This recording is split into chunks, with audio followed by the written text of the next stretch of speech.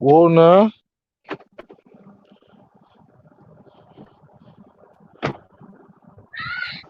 we Uh, back with another one.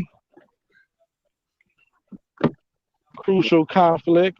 I don't yeah, know where my boy Burger went, but Burger dipped out because he saw it like was about to get always. hot up in there. Oh man, here we go. He Like saw it always, was we about got to a get good one for y'all. whenever it get hot, either you or Burger dip out. Thank you for always being solid, Johnny. that's how they move. Hey, I can't wait till we You go get made man till it like gets salty in here. Well, it's I don't think it's I don't feel salty, bro. Like a lot of times with that, I really just be stating the fact. Okay, if that's what you're saying. y'all, boy. We got to do a show on that. But look, we got to go in. I know Burger Dip. This is true.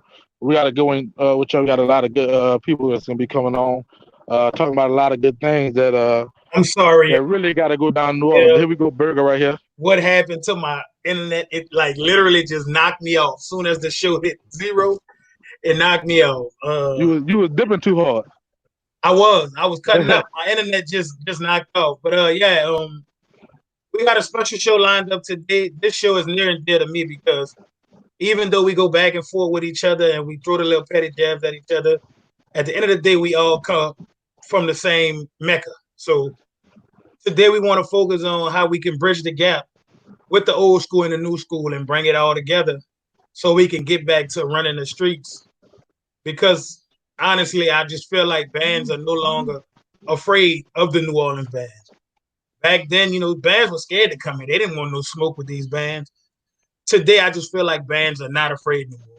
And that's a problem for me, you know. So yeah, we got some directors coming on, very special guests. Some y'all know, some y'all may not know. So I'm ready to get the show started if y'all ready, fellas. I'm ready. Let's do it. We bring on our first guest. Couple guests, I should say.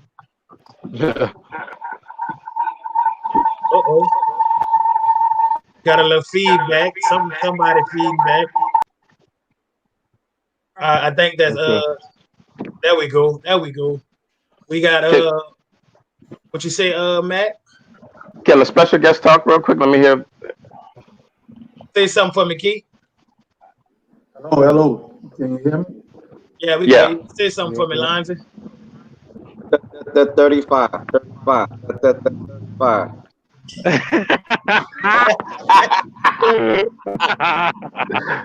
All right, fellas. Today this topic of bridging the gap is kind of near and dear to me because I want to know. We always talk about the past and we always throw the negative jabs at each other. So it's time to see what can we do to move forward and bridging this gap and helping these new kids of today. So I'm gonna need y'all to introduce yourself for me, fellas. Give them y'all bad facts for the people that don't know y'all. All right, my name is Lonzie Jackson. I'm currently the band director at Helen Cox High School, a Xavier University graduate. And what great high school did you go to? L State, Uptown Jukebox. Yeah. We stay ready so you don't have to get ready. And I'm Wait, ready. Man, that was for you, man. No, I'm done now. I'm done. all right, Mr. Thomas, your turn. Thomas, John F. Kennedy Senior High School Band Director, John F. Kennedy grad, Southern grad. Just I don't like Matt. happy to be here. And we glad to have y'all. We are most definitely glad to Yes, have sir. y'all. I honestly Yes, want sir. to hear from. I'm happy that I have both of you two guys on because I do honestly want to hear some of the older band directors on. 'Cause y'all both taught in both eras, and I would love to know y'all expertise on the subject. But I got a question I want to give y'all first. We always basically ridicule the old school or the new school in a negative way. So, what are some of the positive similarities that y'all see between the new school and the old school? And I want y'all to be honest. If you don't see any, I want you to say that because I would love to know how can we get it to that level. Well, some of the positive things that I still see is the kids are still excited about football games. They're still excited about Mardi Gras parades. That's one of the positive things I see in both periods. areas. Well, I see. I'm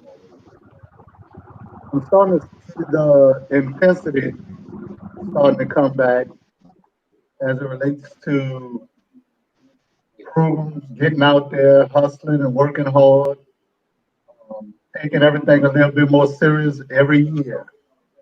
So I'm starting to see that come back. That's a good thing. All right, Darrell, you can go ahead with your next question. Man, I do agree. I see a lot of kids starting to get back, excited about, band and parade season, so that's a good thing. And we was missing that for a long time. So that's a good thing. And I agree with that. One of my questions is even I'm gonna pick it back off of that last question. The similarities. How could you build off of the similarities and make it, to where we're not going too much old school and too much young, but make it one well-oiled machine. Make everybody happy. I mean, everybody not gonna ever be happy, but keeping it straightforward. You know what I'm saying?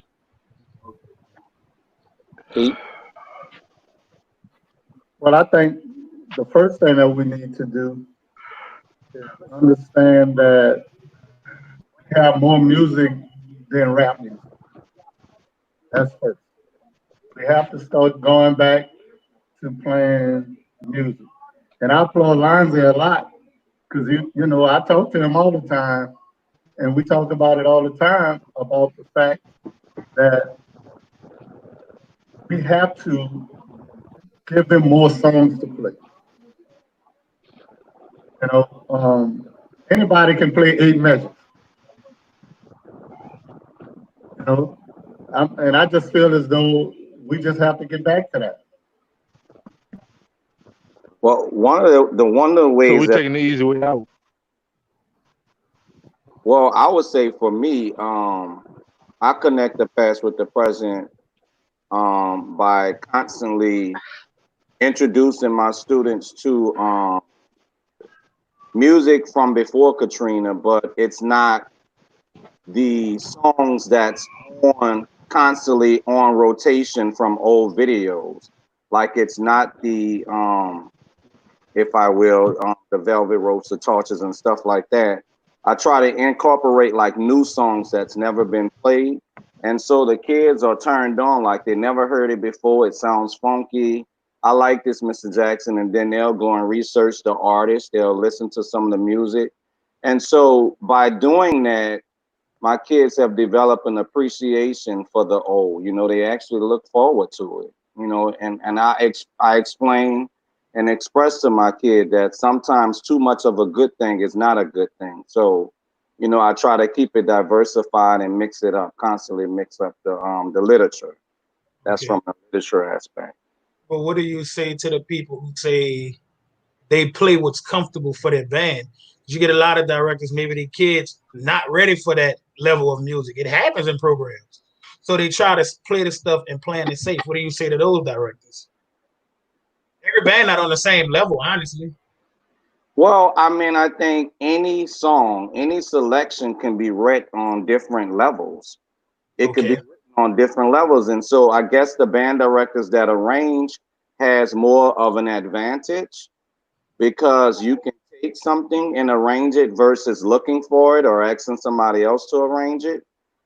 Johnny, but yeah, yeah. What you got to say, Pete? Listen, That's 3. That's 2 from last week and 1 from this week. I just think that you always want to try to make your program different from everybody else. You want to play something that nobody else is playing. And then that will give them, a real appreciation for their program. If everybody's playing Velvet Rope, what makes you different? Hey, I don't mean to like sound funny or be rude, because I don't want this to come off wrong. But like that's what I got from a lot of like early 2000s, late 90s bands. They all damn near played the same music. Maybe Carver and St. No, outside of that, everybody was playing the same stuff. But Who is everybody? That's not true. Berger, that's not true. Of that That's time. true. Because listen, all right, Berg, I'm gonna give you an example. Who was the first band to play "Spend Some Time"? Kennedy, right? Kennedy. But didn't other bands adapt the song, right? But after a while, it wasn't the same year, but maybe a year or so down the road, people started playing it because they liked it. Listen, like, okay, it's like when I watch a lot of the 2000, 2001 tapes, you got a lot of blood on the dance floor. I'm Real, Can You Feel It, Torture. How many schools played Blood on the Dance Floor, Johnny Berger? Damn, every band before Katrina played it. Everybody played it. The only song I could say everybody played was "Can You." Look, we're not gonna get nowhere if everybody don't be honest. Before Katrina, a lot of bands played the same songs besides Carver and maybe St. No. Okay. Well, after Katrina, a lot of bands played different songs and executed them poorly. Okay, and I'm not going to argue against that. I'm not saying that's a bad thing. I'm not saying. Well, please don't. Especially around the time, to be honest, when you and Darrell was in school. There was a lot of poor execution. You're not going to tell me. And hey, I don't want to be rude, y'all. We got Barrel Coleman just joined the show. Band director Douglas or whatever. You can go ahead and introduce yourself, Barrel. Give me 1 second. All right, hold on. Get that barbershop show, huh? My name is Barrel Coleman. I'm the band director at Frederick Douglass High School. My primary instrument is French horn and trumpet. I went to George Washington Carver High School in 9th and 10th grade. 11 and 12, I went to Sarah T. Reed. And that's really it. I graduated from Talladega College. Okay, cool. Nice. And look, I'm not saying that to offend. And everybody, like people in the comments, I see y'all, but the tape showed me something different. That a lot of bands before Katrina, y'all may have had y'all songs that nobody else played, but the majority of it was the same recycled tunes. It was. So I guess my question is, I know we're having a discussion in reference to literature, but I'm just trying to understand the significance of the literature in terms of old versus new. It's like the comments, I guess the breakdowns is when the new cats watch the old videos and they pass judgment on the videos. But that's just, you got to remember, that's just what people recorded. That's not saying that that's all those bands played. That's just what was recorded. So to categorize a whole situation based on what you see and say that back then a lot of bands dealt with repetition isn't a fair statement, because just like in today's era, a lot of bands had a variety of selections, but the people that was controlling the camera, they record what they want to record. So to say that in terms of, I guess I'm getting the impression that you're kind of like leaning more towards that this era is more creative and it's more diverse and more variety. Yes. I mean, I think that's been the situation. It's just that you don't have the evidence to see that. I think it's being taken out of context, because I even went to, I can give you an example of the Orpheum Theater battle with Carver and Reed. And a lot of people wouldn't admit this. Reed really didn't play a ton of brand new songs. It was the New Orleans Staples tunes. It might have been 30-something, 40-some odd tunes, but Carver brought out new tunes for that battle. The majority of the new tunes played came from Carver. And if y'all watched that battle and didn't hear what I heard, you're doing a disservice and you're not telling the truth. Because even though Reed was on their level that day, Reed didn't bring out no new tunes. It was a lot of New Orleans staple tunes that was polished and they was blowing them bitches. Well, Berger, what's wrong with tradition though? What's wrong with having something we can call our own? When you say bring up, you think a band today can get away with playing Blood on the Dance Floor and all them old staple tunes? It ain't gonna work today. No, Berger, you can't ask the question and then you don't, and then you answer it. Let me answer that question straight up. No, I don't think a lot of these bands can get away with playing it because the execution is so piss poor sometimes.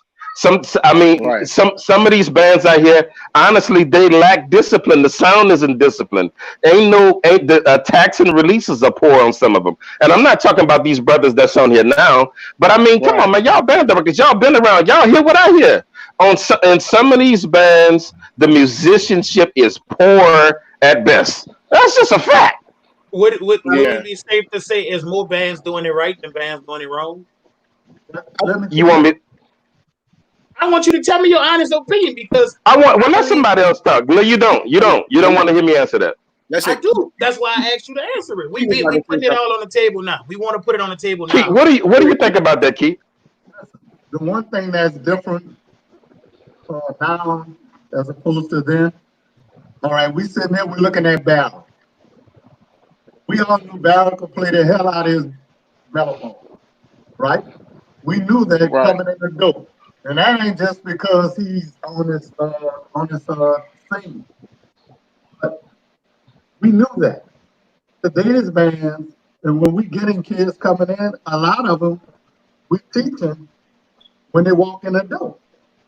Yeah. You know, because they're in these middle school bands and they're learning how to play because you're telling them what to play.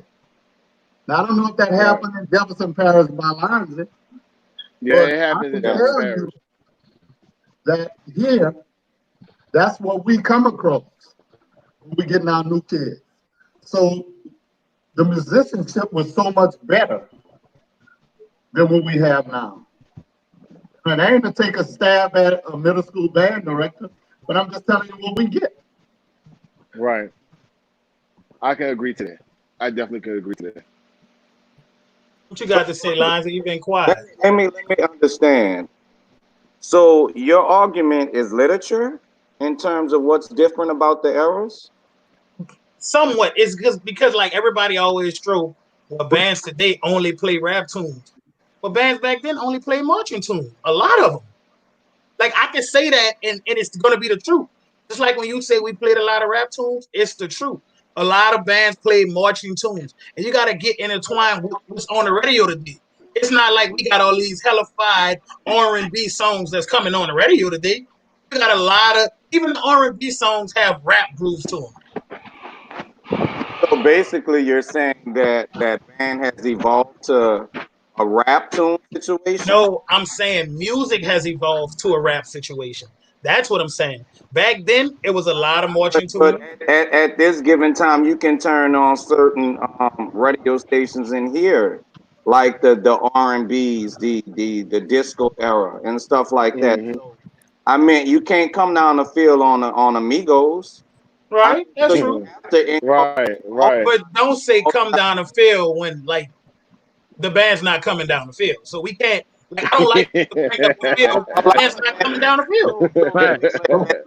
A lot of bands, and we. I'm not gonna go down that rabbit hole, but a lot of bands do introduce. I want to clean up that notion that a lot of people don't do field shows. A lot of band directors are introducing their kids to the field. Sometimes it's true. It's true. Strong enough. So it's different. It's a variety of things why bands don't go on the field. So I just want to clean it up. Also, bands have concert bands as well. Everybody pretty much have a concert band. Yeah, that's true. People don't do things for different reasons. So all these things that we have an opportunity to clean up with this forum, we definitely should make sure we clean it up and don't have the people out there thinking the worst about right down here. Yeah, I do agree. I agree with you. You got to understand too. Since Katrina, most of these programs don't have concert band instruments. We never had concert band instruments. We never had them, honestly. If you want to be honest, we never had the full concert band instruments. We never had. Who are you talking about? What school are you talking about? I'm talking about every school after Katrina does not have the gotcha. equipment to do a conducive concert band. That's the guy down there. We had equipment, Burger. We had equipment at Walker. Well, we know. Of course y'all did. We know y'all did. Y'all just wasn't putting it to you. Yeah, it didn't sound like it, Darrell. I'm gonna be honest. It didn't sound like it. Y'all have them. Okay. I know. They have actually used the concert instrument, but hey, you know how that goes. Multiple times. Exactly. I'm gonna leave Exactly. Kenny the trash ass alone. You don't want to do that. Hey, Brad, what are your thoughts on this, though, man? Like, how do you feel? What? Somebody else better answer because I'm not feeling positively. All right. I just No, want Sam, to no, jump no. on. I want you to say that because that's the only way we're gonna get it together. We can't get it together if we steady sugarcoating it and being, oh, we're gonna pat him on the back. No. Okay, well that's fine then. All right. Barrel, you know what? Okay, you march pre-Katrina, so you'll be able to appreciate Right. this. One of my biggest issues with modern day band is Oh, honestly the and it's not the fault of the directors. I have my theories on why it's this way, but sometimes the execution of the music. I don't care what they play, honestly. No, just play it well. Nobody hangover. No. You know, if the music is written for this particular note to last, to get this value, give it that value and then get out of there. Bands to Right. me lack discipline nowadays. Yeah, they definitely do. I mean, Byron had that Thank conversation you. too. And I could just constantly see, even with New Orleans All Star Band per se, I can see when I mostly think that it's the band director's fault. When New Orleans All Star Band, most of the time I Exactly. constantly say that we have like 4 different directors. Everybody have their own way of teaching, so you can see that when we playing in the public because every song sounds different. When I'm in front of the band sounds a certain way. The band is doing a certain thing. When Mr. French is in front of the band sounds a certain way. The band doing a certain thing. So I think it has a lot to do with discipline. Kids in general just don't have discipline at all because there's no fear. They know that we have limits as teachers or whatever the case may be, and they know that. They know that kids are way smarter than what we were back in the G. We just done band, and whatever came with band, that's what we did because we wanted to be good. So I don't know, man, but I just feel like Go ahead, Barry, my bad. go ahead. I feel like this like right now is much harder than what pre-Katrina band directors had to deal with. It's way much harder. I do agree. I And agree. this is yeah, so and then it's hard. Like Byron said, we don't have conducive concert band instruments, so everything that you want to do and you want to play, you can't do it and you can't play because we don't have those instruments to support that sound that everybody particularly perceives as a concert band sound. So would you say it's harder for the student too? I don't think it's harder for the student. I push my kids to above and beyond. So we gonna do whatever we have to do. You know what I'm saying? And I don't go into like if I feel that we can do it, we're gonna do it. There's no ifs, ands, or buts about it's hard for you. And You know look, what and I'm I'm saying? saying So that because look, when I was in a band, I'm probably considered new school. We practice till 7, 8 o'clock at night. I'm hearing Right. about schools right now that can't do that. I know. They gotta be Right. gone at a I- certain time. For me, for instance, Back- for Do you me, think for it's instance, because bands can't get on the field and they can't play, do concerts and play, quality pieces because they don't have that quality time like we used to? I think some band directors try to push it more than what they can do, and that would create an epic fail. You know what I'm saying? For me, for instance, we get out of school at 3:40, 3:37, whatever the case may be. I practice to 5:30. At 5:30, the buses is there. So I have to put as much as I can put in. Mind you, I'm teaching kids how to be in band practice instead of having my band classes. So it's a lot of shit that ties into, becoming successful in band practice. You have to teach kids how to hold an instrument, how to march these days. When I was in school, kids they didn't have to know how to play, but they knew how to march. Everybody knew how to march. None of these kids don't know how to march. They don't know how to do shit at this point. You know what I'm saying? So it makes it harder on a band director. You know what I'm saying? But my whole thing is I know my drive and I know my purpose. And my purpose is to make sure that the school and this program excels to the next level, as well as my kids. All these kids watch college band programs. And everybody's dream is to be a part of a college band. If you in a marching band, most of the kids' dream are to be in college bands. So I do my absolute best to make sure I get them to that level. And once they're at that level, I feel like my job is complete. The job is hard. Yes, is hard as a motherfucker because I talk to Byron about it all the time. You know what I'm saying? And sometimes as humans, we do want to give up. But we got to keep it moving, man. And, this is the times that we living in right now that we got to deal with this shit.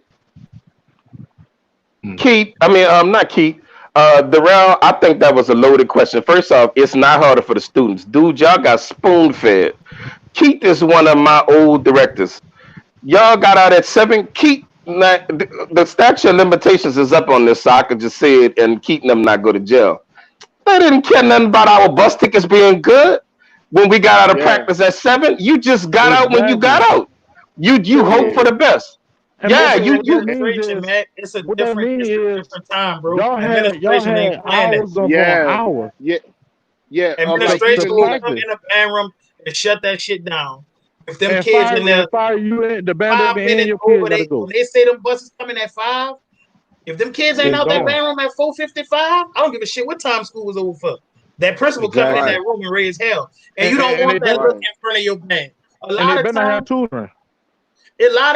and that's why it is very important to have a principal that supports band and understands that she hired the band director to run the band program. Because the principals that want to run the band is a bad look. The band Right. director Not not only trying that, to run I, the sometimes I, not the only band that, director principals not trying to stepping run in the school. sometimes.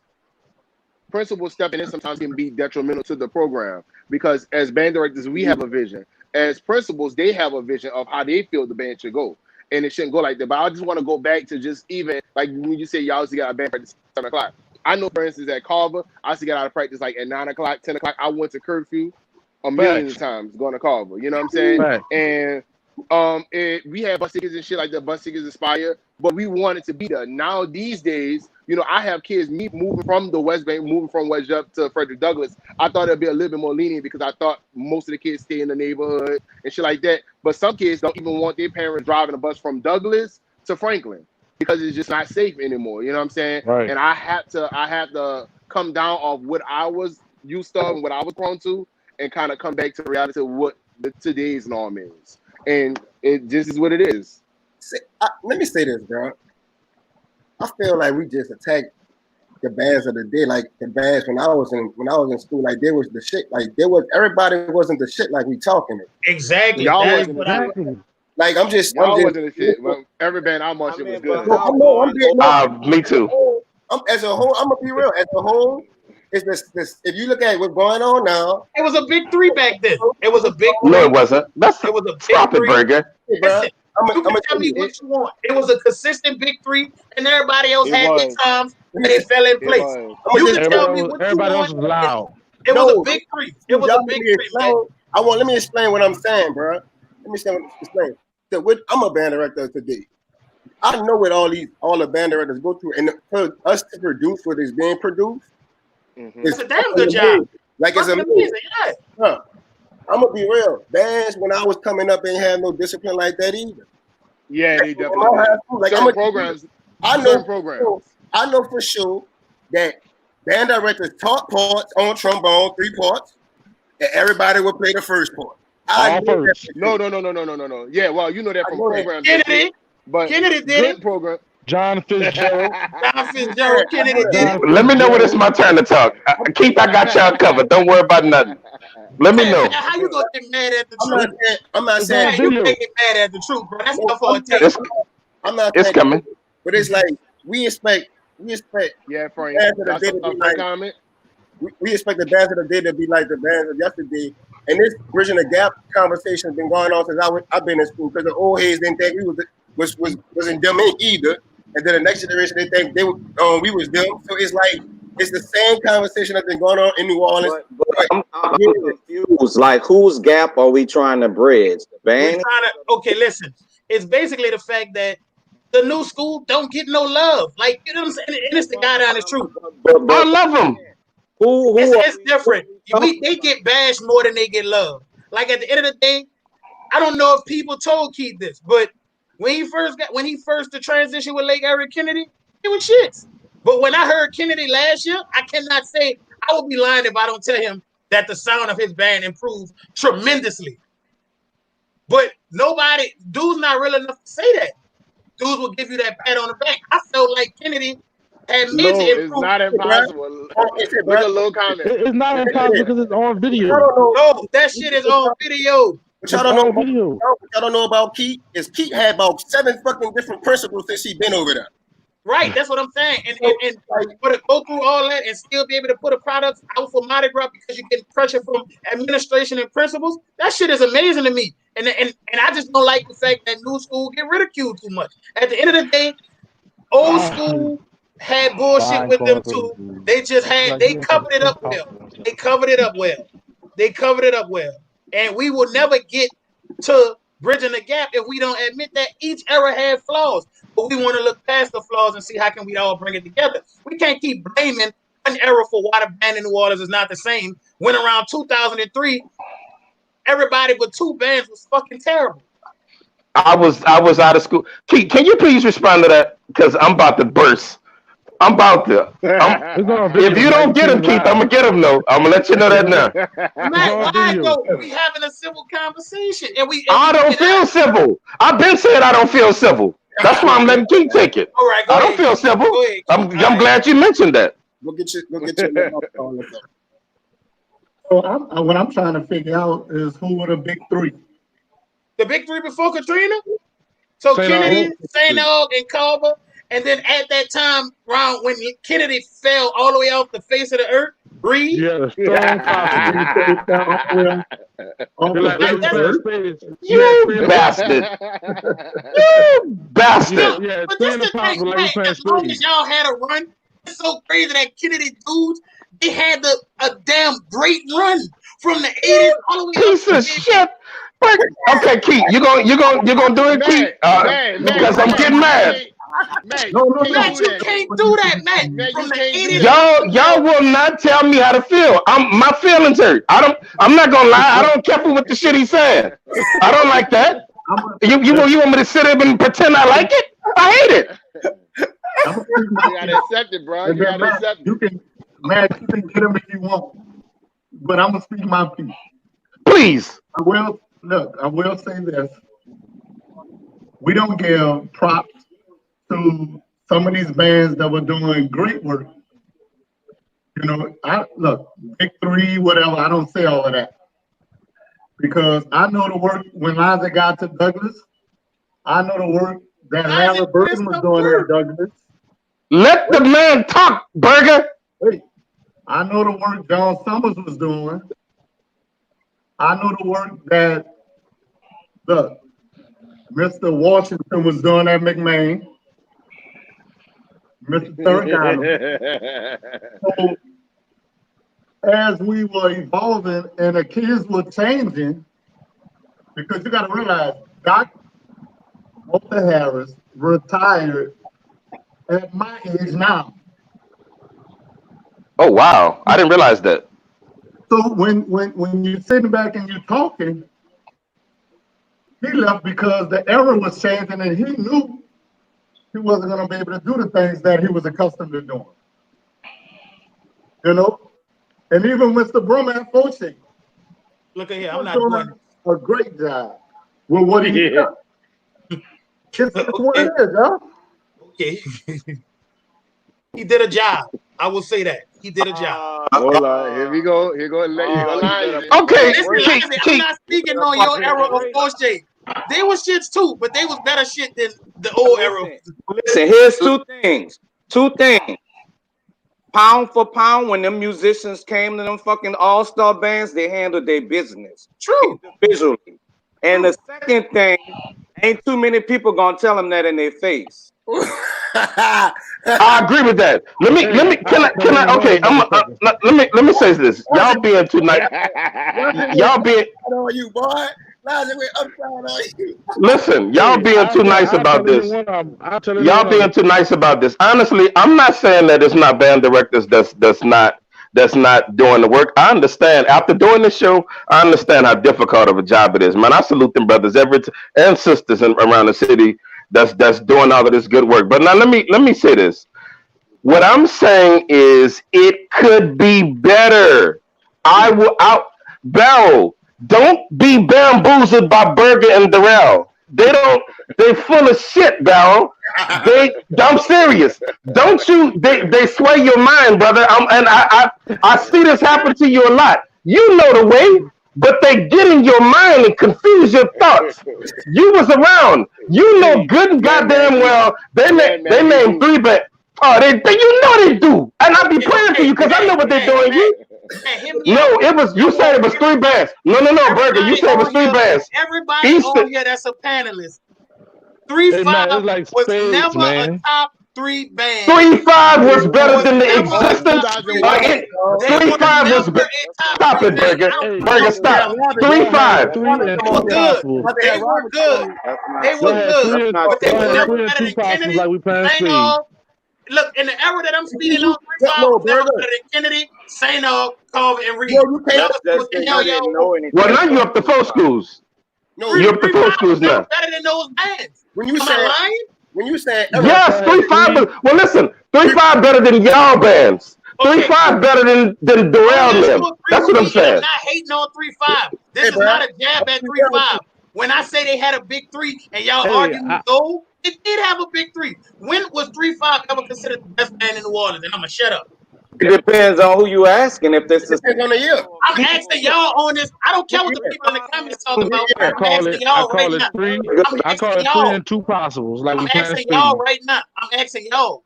I'm asking y'all on here. I don't care what the people in the comments. 35 was better than all of these bands from now. You shouldn't speak the name of 35. You want the goddamn clock. And I'm fine with that. You hear me saying Clark was the Well, best you band shouldn't be. You hear That's me saying? false pride. You hear me saying Clark was the best band? Hey, bro. Number one In band? 99, I'm not a dummy. In 99, 2000, 3-5 was a top 3 band. In 2000, 99, 2000. top You 5. talking about that 1 year where the Hold two on, was wait. playing? 99, 2000, there was a top 3 band. Yeah, they was. Here's my question. Here's my question I'm posing. We like to do categories and we like to do top pickings. But do we understand that everybody have their own definition of what a top band looks like? Until we understand that everybody have different criteria, your top 3 might be different from my top 3. Just because Right. the band is most known because their band director is more vocal and he's more popular, doesn't necessarily say they're top 3. Top 3 before Katrina because We going before Katrina. We going before Katrina now. But I'm saying you calling those top 3 before Katrina because they were the most visible. No, they were the best bands. Okay, so Lionsgate. They were the best band. Okay, Lionsgate, do you honestly feel like any year you were at Douglas, they were a top 3 band? I really want to know that. Because you did do a damn good job first year. Yeah, look at the video. If we look at let him talk, Burger. My issue before the storm, my current band was not battling that band across the field or that band in front of us. We was battling reputation. Because people like who they like. I don't give a damn what you do. They still gonna spin the narrative to get the result. Exactly. And that's still happening today. The football game. Exactly. I don't care what that other band do. I'm still gonna find a way to say my fave came out on top. And that's real. Not to even like think about that. You got something ain't right. Douglas, you had that. I remember like maybe 03, 04, when a lot of bands fucking was on the ground. Douglas was one of the good bands. Douglas, but at that battle of bands in 03, was a good band. You didn't hear it on tape. You didn't hear it on tape that year. For Perez season that year, bro, the New Orleans band had fell off.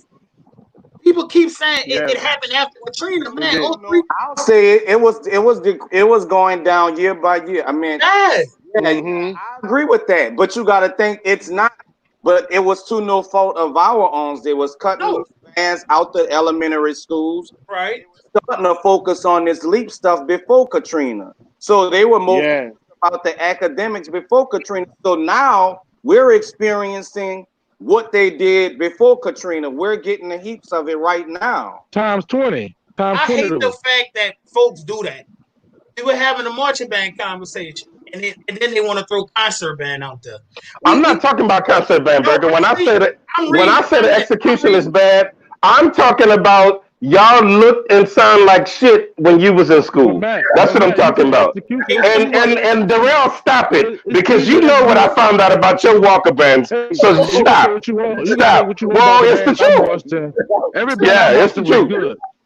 Yeah, well, it remains to be. And y'all played, and well, Darrell, stop. You don't want me to say it. Don't make me say it. Hey, man. But Well, I'm trying not to say it. I don't want to say it, but I'm gonna say it if he don't stop. Well, I might before it's all over with. I might say it. But I will say this: it was very dishonorable. I don't know why you so damn proud of that band. I will say that. Hey, look, Matt, if you don't know the facts, you can't say it. Oh, I know the facts. I know the facts. You don't know the facts. So say what you gotta say. Because they got people that was there that's gonna prove you wrong. Like I was saying, people are quiet. Don't put it on the show. Don't air it on the show. I think I might be talking about.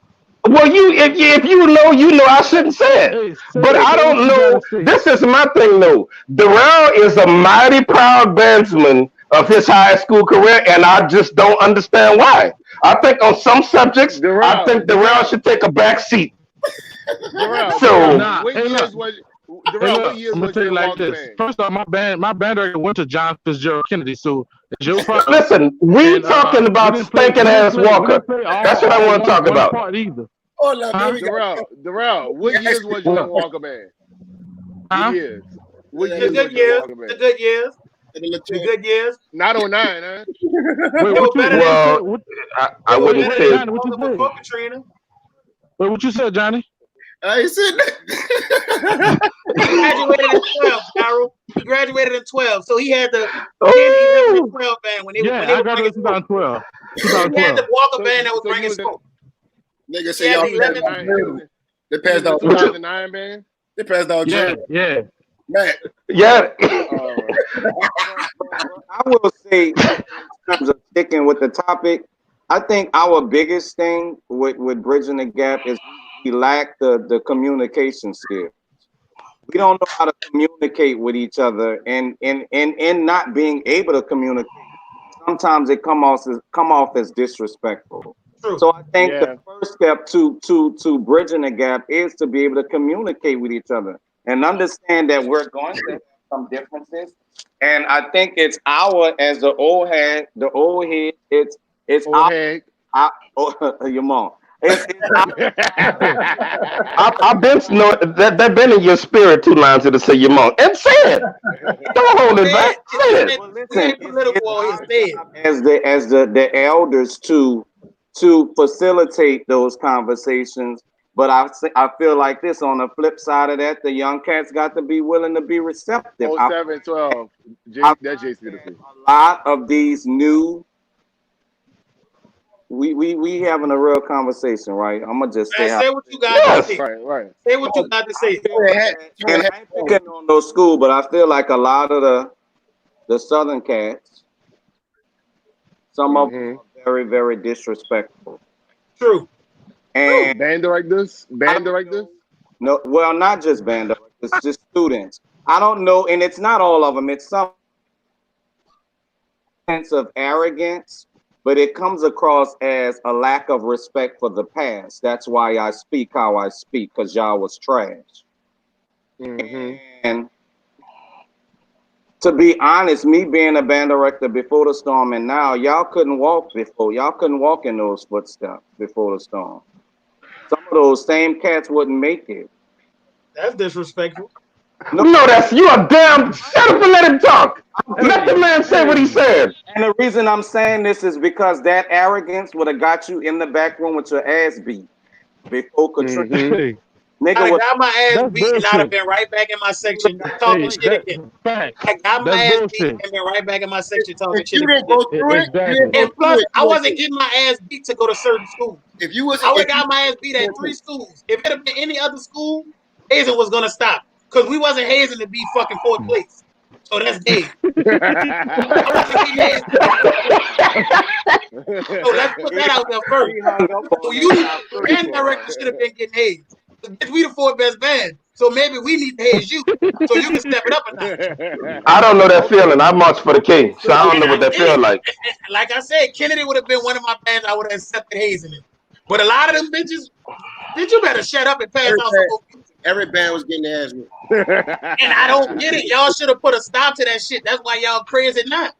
No. Burger, but it wasn't about that. It was about. And then went to college. Serious question for the band directors, Johnny, Barrow, Keith, and Lonzy. Real talk. Do y'all deal with issues of discipline in y'all band? Do y'all do it? I don't deal No. Who deals with the discipline in y'all band? me. Oh, I deal with it. Yeah, but Okay. When I was in school, Burger, Keith and them didn't deal with no issues of discipline. Talk back to Keith if you want. Talk back to Low if you want. Say something to Doc. You ain't got to smack your teeth. You ain't got to say nothing. Wait till we get in these sectionals. Y'all talking, but y'all got what that was you just said? Man, listen, have us having to work out and do any of this shit. Sound like you didn't work on that music last night. We got something for that ass. That was every band.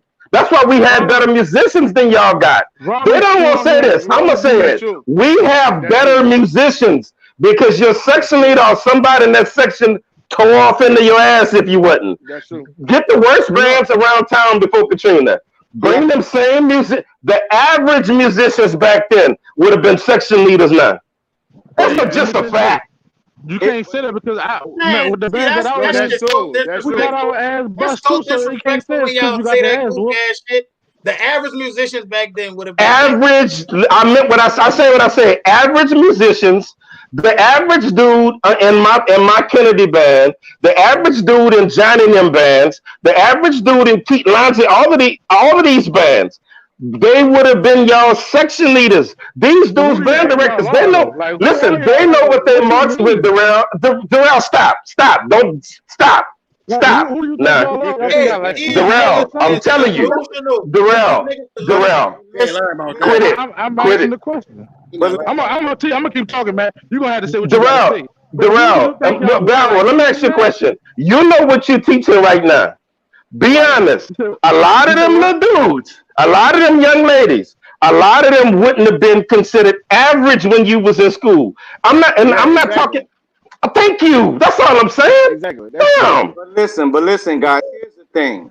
I think it's nothing wrong with what's being said, but I think it's the delivery that makes people get hung up, and it turns into like I feel disrespected. So this going back to that communication piece, because though you may feel like before Katrina there were way more musicians, I mean, it might be true, but I think I don't really understand that statement being relevant in the conversation in terms of us trying. I think it takes us back. It brings us back rather than bring us forward. I'm gonna bring it forward right now. They need to. With Burger, what I'm saying is they need to strive for that. That needs to be the goal. Burger and them always say now is good enough, and I disagree with that. It's not good enough. Now is good enough.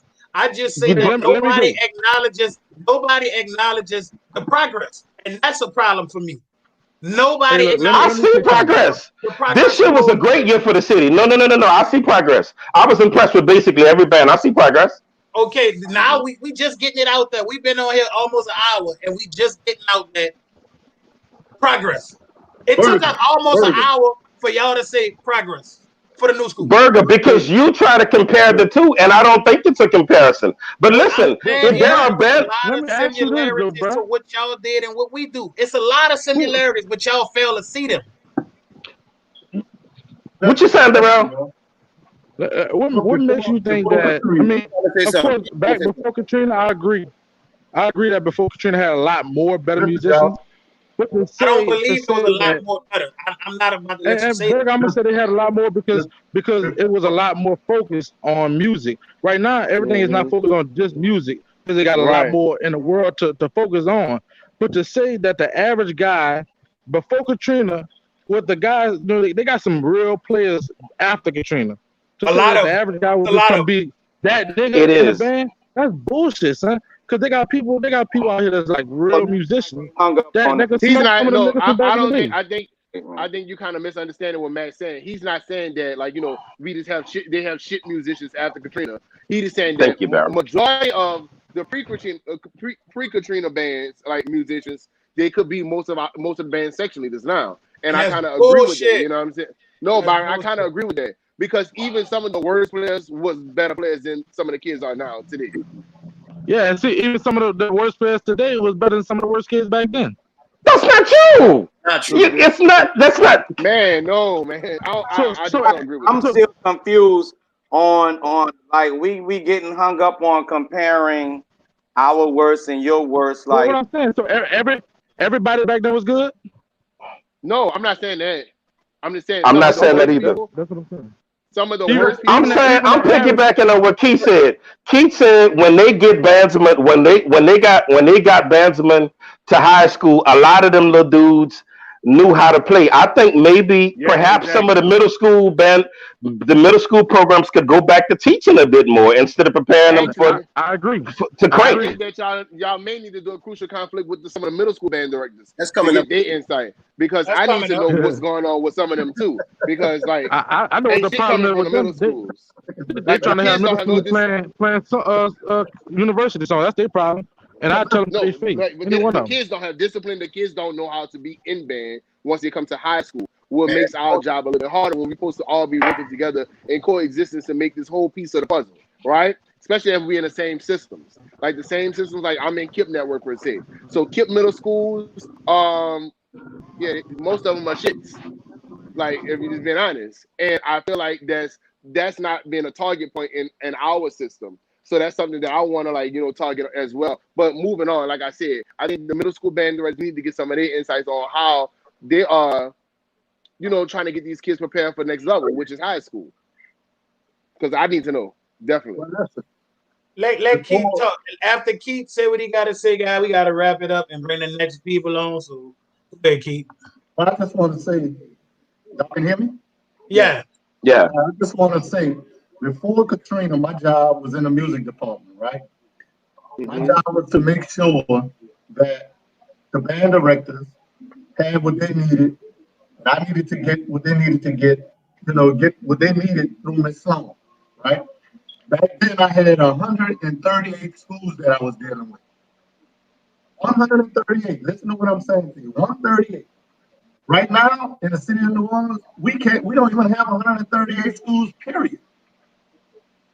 We had 138 schools that had music programs that I was dealing with.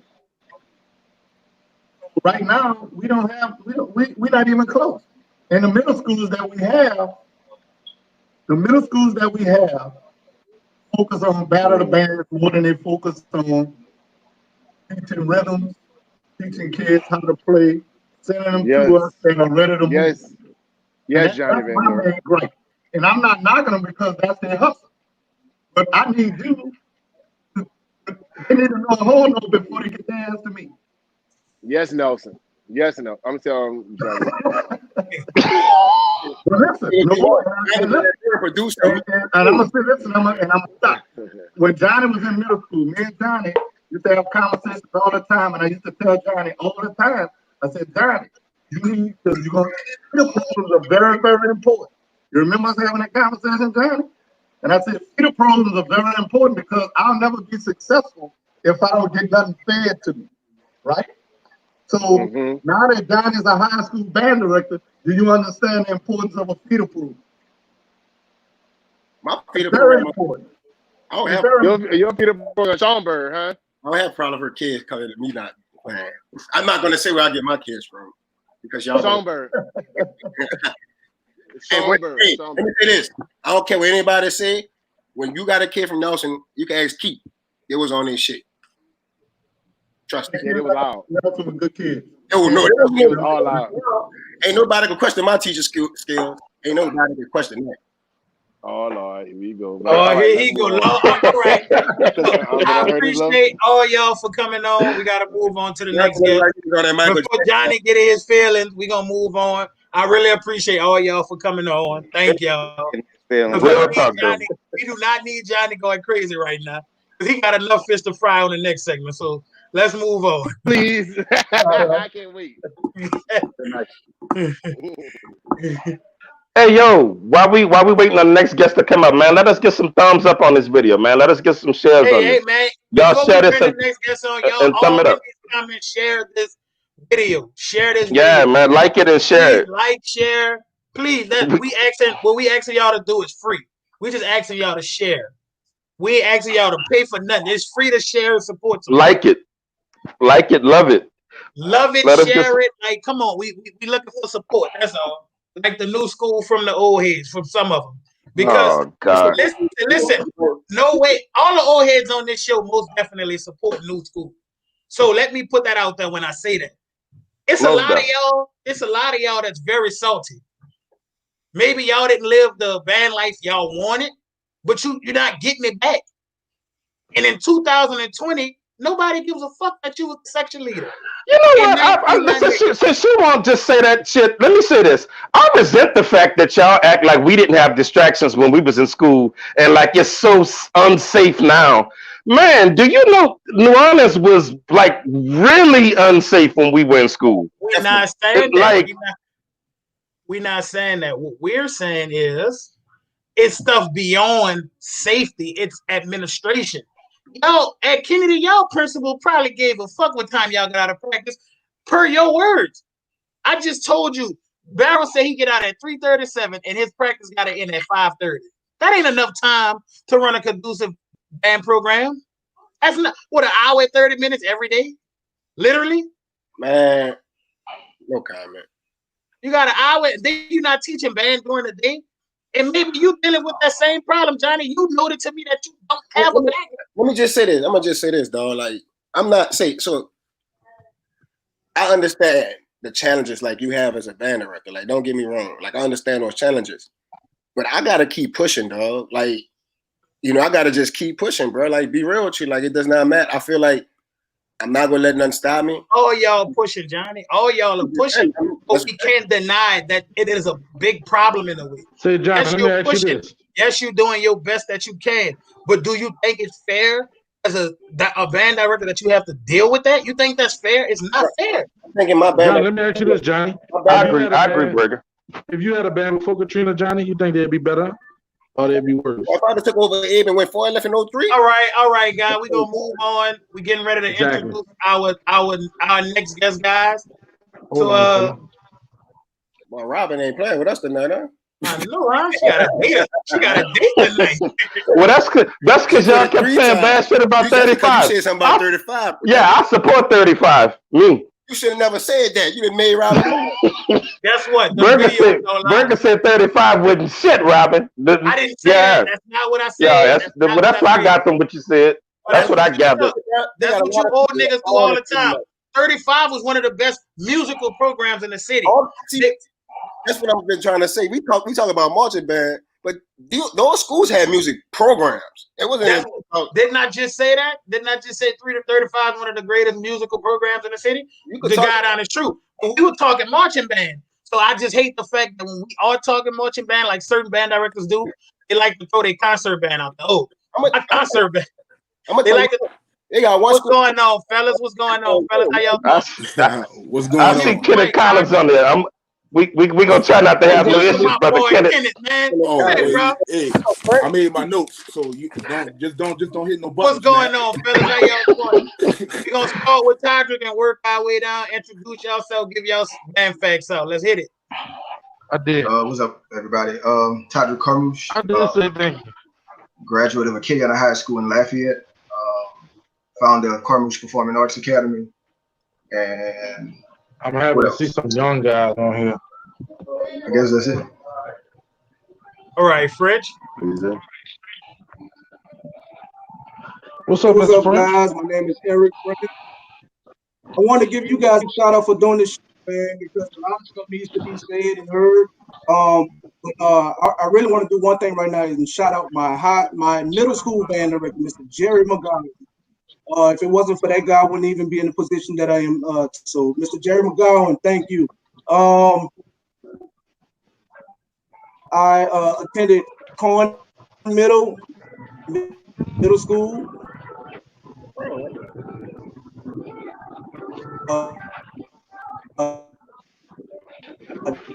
Mr. French got a bad connection. Tell French turn his light on, man. With a K, K-O-H-N. It has nothing to do with Uptown Cohen's Hill. Hey, Robin, bring brother Eric out and bring him back in. I think his All right, All right, Mr. Collins, how you making out, man? All right, Mr. Collins, give us your What's bad going fact. on? What up, TV? Man, what's good, man? My name's Kenneth Collins. I currently teach at John Ehret High School in Marrero, Louisiana. I started out my musical career at Martin Berman with Mr. Bird L. Mitchell, and I graduated from Edna Carr High School.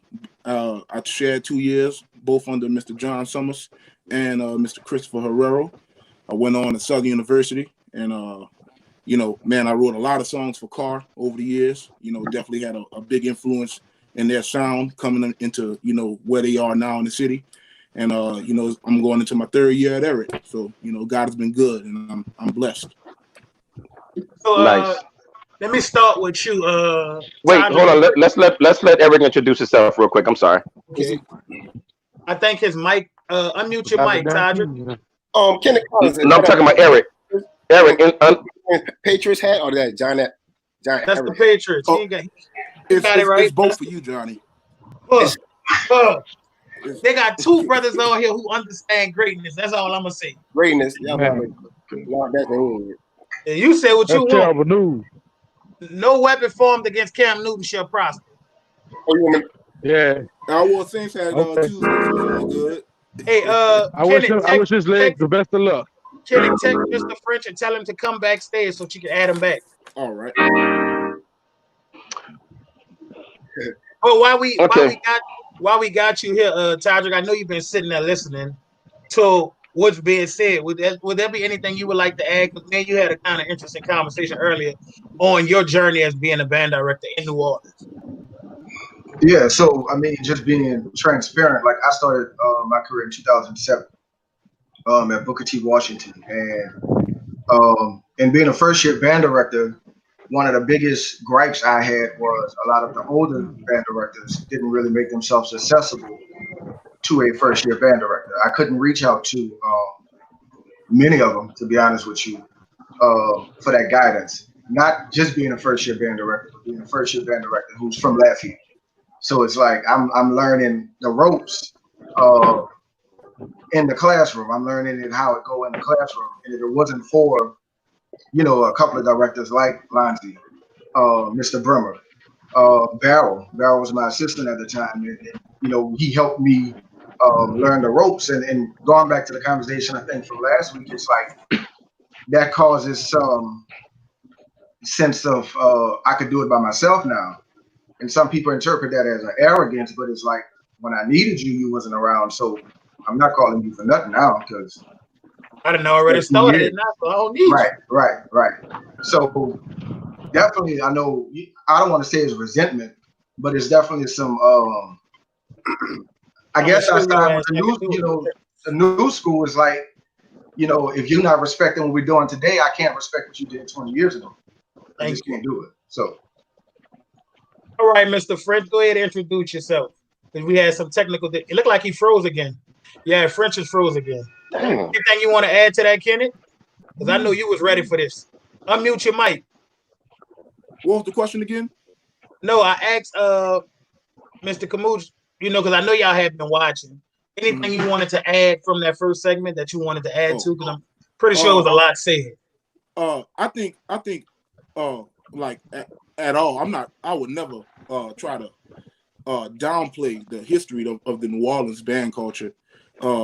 But simply, we have the most decent bands in a small radius compared to anywhere else around the country. I mean, you could go to any city, you know, you can't say that you have a band literally half a mile away.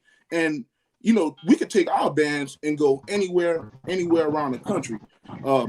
And even though sometimes in comparison, we nitpick things on our old and our pre-Katrina and before era, which is also so great and so stacked, we have to pay homage to what was done before us.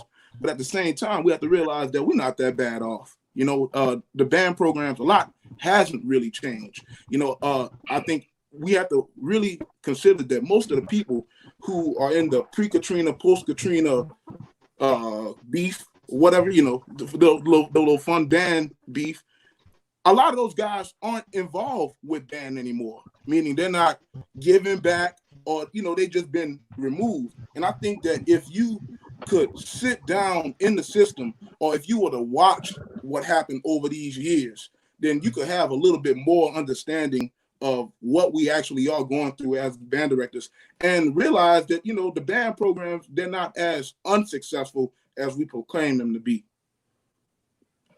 Okay, I'm not saying that they're unsuccessful. I don't want to be misunderstood, because I currently live in Go ahead, brother. I'm sorry. No, I currently live in Dallas, and I think they mentioned bands like Skyline, but I think our band's kicking everybody band's ass around the country.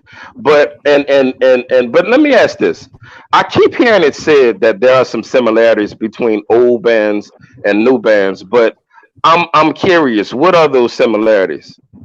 The only thing I would say is similar is really, well, I could say a couple things.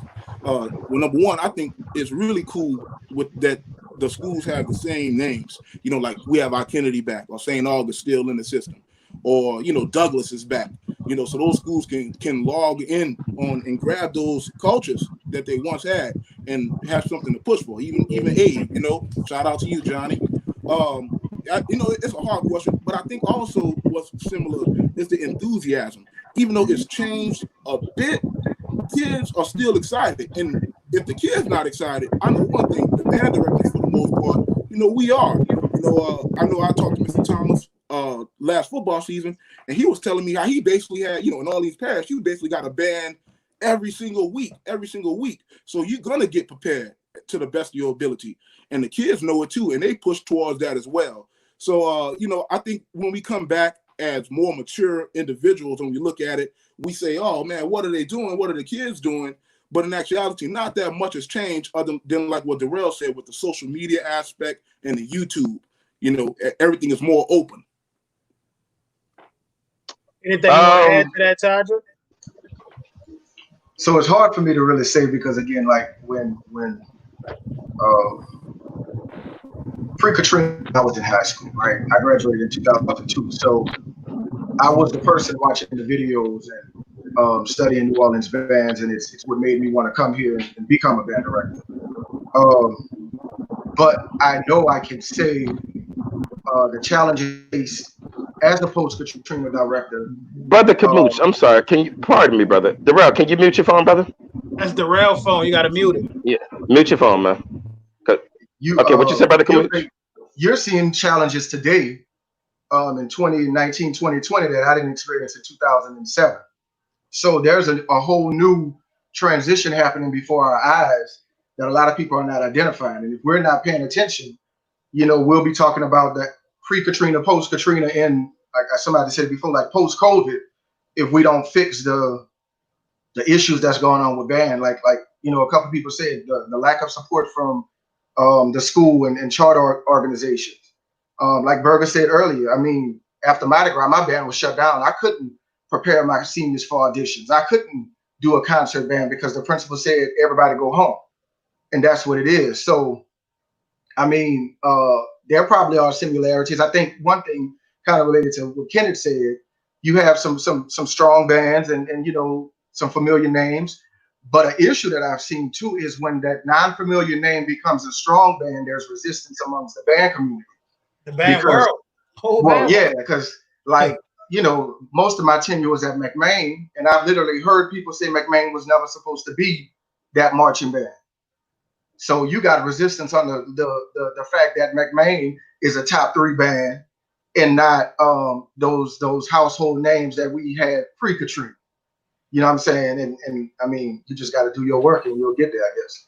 To add on to that, my senior year, 2009, was the year McMain, it shocked me because I had never checked for McMain ever. And I remember the King Arthur parade. I was marching with Clark, and McMain was in front of us. And I was like, who the fuck is this? But it was McMain. And I was like, God damn. And then 2010, McMain took it to a whole nother level. And then 2011, you was like, God, this really McMain. And not saying before Katrina, they were a powerhouse music program. But after Katrina, the level that Todrick and them took McMain to marching band wise was great. And they don't really get that credit for that era of like McMain really has something going with him. And to be honest, Burger, like I've told anybody, who I communicate with, my issue at McMain was never the marching band. Coming behind Mr. Washington, his concert bands are amazing. So when you're competing with somebody like that on a concert level, like that's a beast. But marching band wise, there was a director there 1 year of Katrina, 05, 06. You had Mr. Harris there 1 year, 06, 07, 08. And then when I came 08, 09, and I had like a tenure of 8 consecutive years, the kids wanted it. We worked together. I'll never brag and say I made the band, whatever it was. No, I worked with the kids who were hungry because they wanted to be that top 3 band, that top band in the city. So, I mean, you had administrative support. You had the traditional system of Orleans Parish schools, and we just did what we did. I mean, the kids was hungry, so we worked. I want to say one more quick thing about the similarity. Another thing that hasn't changed is, of course, just the culture. You know what I mean? Kids, they see bands coming down the street at Mardi Gras time or at football games, and that hasn't changed a bit. Another thing, we have, young band members, they have uncles and cousins and brothers and sisters who marched in a band. And those type of things definitely play in our favor as the city, as far as the kids wanting to come in and join. They feel like they have a legacy to uphold, and they do. It's true. Now, see, again, I hate to disagree, but I didn't have that system or that structure, Kenneth. Like, I didn't have kids whose family members marched in the band. So a lot of it came from that first generation, 7th through 12th grade, and obviously my goal was to be able to establish that structure like you're describing. But I mean, I'm talking about my students who graduated my first and second year, they're just starting to have kids now. I don't have 10, 15 more years in me to wait for them to graduate like some of the more tenured band directors. Yeah, well, I don't have that either, Mr. Camooch, because I teach in Marrero. Everything what I do with band now is really like, if it's not brand new, it hasn't been done in about 30 years.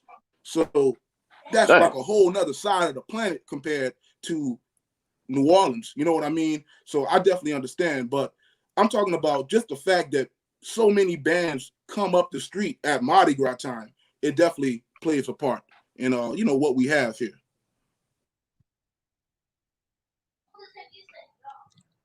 We're trying to get Clarence Smith. Yeah, we're trying to get Mr. French. He's having some audio issues. But I'm actually loving where this conversation is going, because like at the end of the day, we all have a job in New Orleans, and that's to better New Orleans musicians. So everybody that's dealing with kids on any level, you're doing it for New Orleans. And it's kind of disheartening to hear that, Todrick came to New Orleans and he wasn't from here, and like no band director reached out to you. And but it's a lot of band directors that are from the city that will say that a lot of the older, more tenured band directors didn't help them out. It seems like that was a cultural thing, which is really disappointing. Well, I mean, get in there.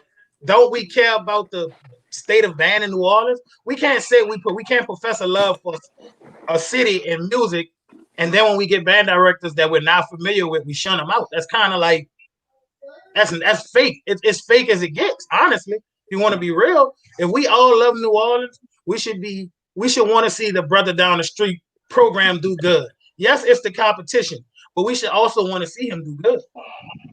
And Matt, you got to be mindful too. Like a lot of those people had their band directors to lean on. You know what I'm saying? So I use Lindsay as a reference. He could have called Mr. Bremer, which I had that accessibility as well. But when you talk about colleagues, I'm talking about very few people were accessible. And then, outside of that, I was counted out. You know what I'm saying? Like it was almost like a bet. Like this man from Lafayette, he don't know nothing about these children. He can't relate to these children. He ain't gonna make it past a year. But I'm the type of person where I use it to be like, I'm gonna show you, because I'm gonna show you. And then so when you talk about any of my bands, and most people relate this to me, it's like when I got off the bus, it was concert formation, let's go. because I got to show you that I'm not less than. Well, I gotta Mr. say, French, man. your audio back working, Mr. French? We got Mr. French on here. We trying to. How your audio, Mr. French? Damn. Nah, it ain't working. Go ahead, Kenneth. Man, Hey, look, hey, real quick. Listen, Man, hey, before you go, Kenneth, I will say this.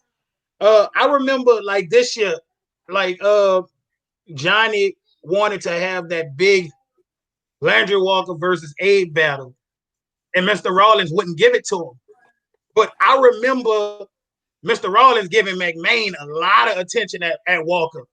It was like when you knew Walker and McMahon was in a parade, you knew them two was gonna bump heads. And like Mr. Rollins came on the show and he was like, you know what I'm saying? He wanted to give Johnny some attention. I was just kind of shocked because I felt like, yes, Abe could have competed with Walker just in the sense that Todrick did it at McMahon.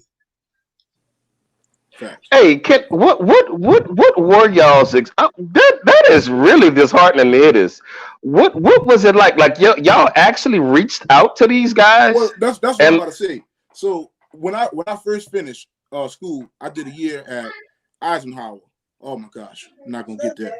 But man, real talk, man, I stopped by Landry Walker and they were doing a summer camp, and I hollered at Mr. Rollins, and man, he laid it out to me, man. The best thing Mr. Rollins did for me that day, man, he gave me a whole bunch of books to take home.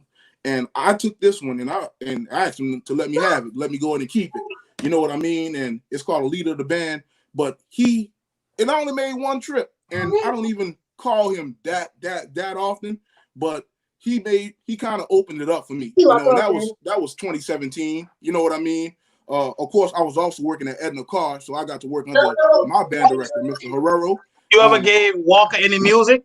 Of course. Okay. Yeah, you know, everything comes with something.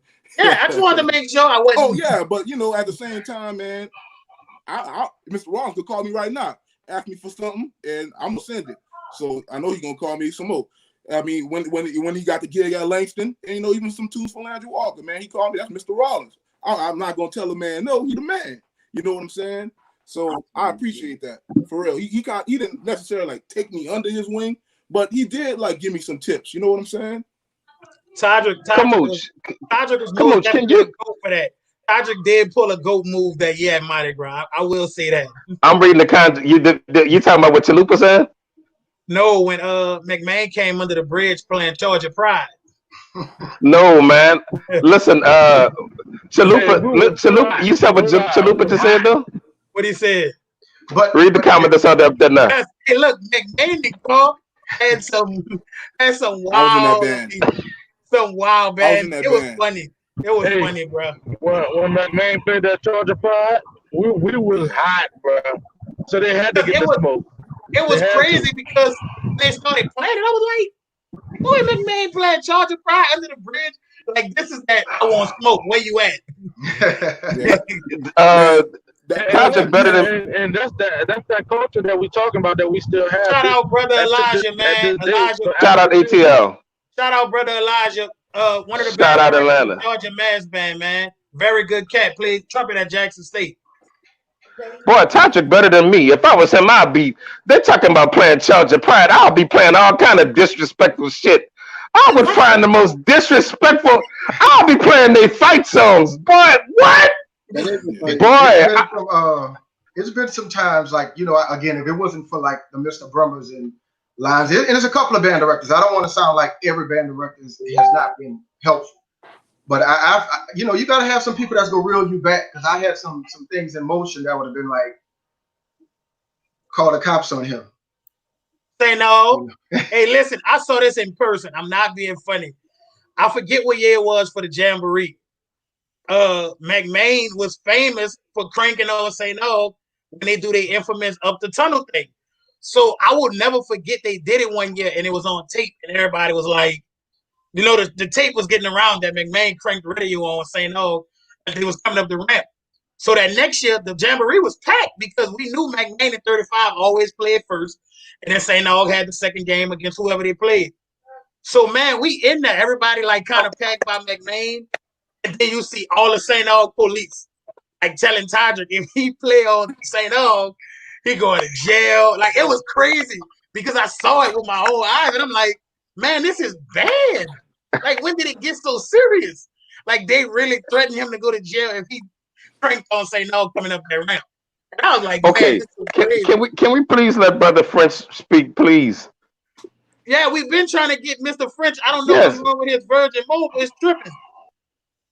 Yeah, what's up, fellas? What's going What's on? up, King? Introduce yourself again, Mr. French. We got you. You're sounding good. All right, where are we right now?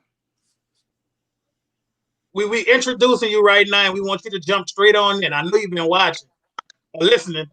All right, actually, I was trying to get some audio together. Once again, Eric French. I want to represent. I want to acknowledge someone. My band director, middle school band director, Mr. Jerry McGowan. He played a major role in where I am today as it relates to music. So I want to give a big shout out to Mr. Jerry McGowan. Carver High School. Marched at Southern University and also attended SUNO, Southern University in New Orleans. So that's where I concluded my education. Okay, go ahead, jump right in now. Jump right in there, Mr. French. Wherever you feel comfortable to jump right on in, go ahead and jump in there. We really want to hear. I need to know what the topic is. Where are we? We right bridging now? the gap, Mr. French. Similarity. I'm gonna ask you the first question that I asked everybody else. What are some of the similarities that you see between today's bands and bands back then? Because you taught in both eras, so I feel like it's a question that you are more equipped to answer. Similarities is I feel that music isn't going to stop. We're breeding musicians each and every day, man, and the love for the culture of music in New Orleans is not going to stop. I actually taught some students pre-Katrina, and now I'm actually receiving their children, their kids. So it's not going to stop. So that's the positive similarities that we have in New Orleans. The music is not going to stop. Even after this generation moves on to their next career and their next life, the music is going to continue. So that's the positive similarities between both pre and post Katrina. Okay, so I really want you to answer this question in depth because I really did want to hear what you had to say on it. How can we bridge that gap between old school and new school? We don't want to say forget our past because I think people misunderstand me when I say that. Yes, we want to recognize our past. We get it, but it's today. It's 2020. I don't think we want to necessarily get caught up in the past too much in 2020. Yes, we want to recognize our history and teach our kids where they come from and where their roots are. But how can we tie that into today and move forward with today and bring it old school and new school like this? Because we are the Mecca. Everybody that teaches in New Orleans and does band in New Orleans, you're doing it for New Orleans. All right. So my first question is, who feels that there's a gap between both pre and post Katrina? Is it the students of today, or is it the alumni post Katrina? It's a mixture of both. It's a mixture of both because, okay, I can give you one small example. A lot of old school drummers, and not all of them, a lot of old school drummers literally look down on the drum style that the kids like. And they say, oh, y'all look like everybody else. Y'all country. That shit looks stupid, blah, blah, blah, blah, blah. And this is supposed to be from the older guys. Like, if I'm a kid that's marching in the drum section today and I hear that from an elder, it's damn right. It's fuck you not because, damn, like the first thing you did when you saw my product, it could have been a great product. You ridiculed it.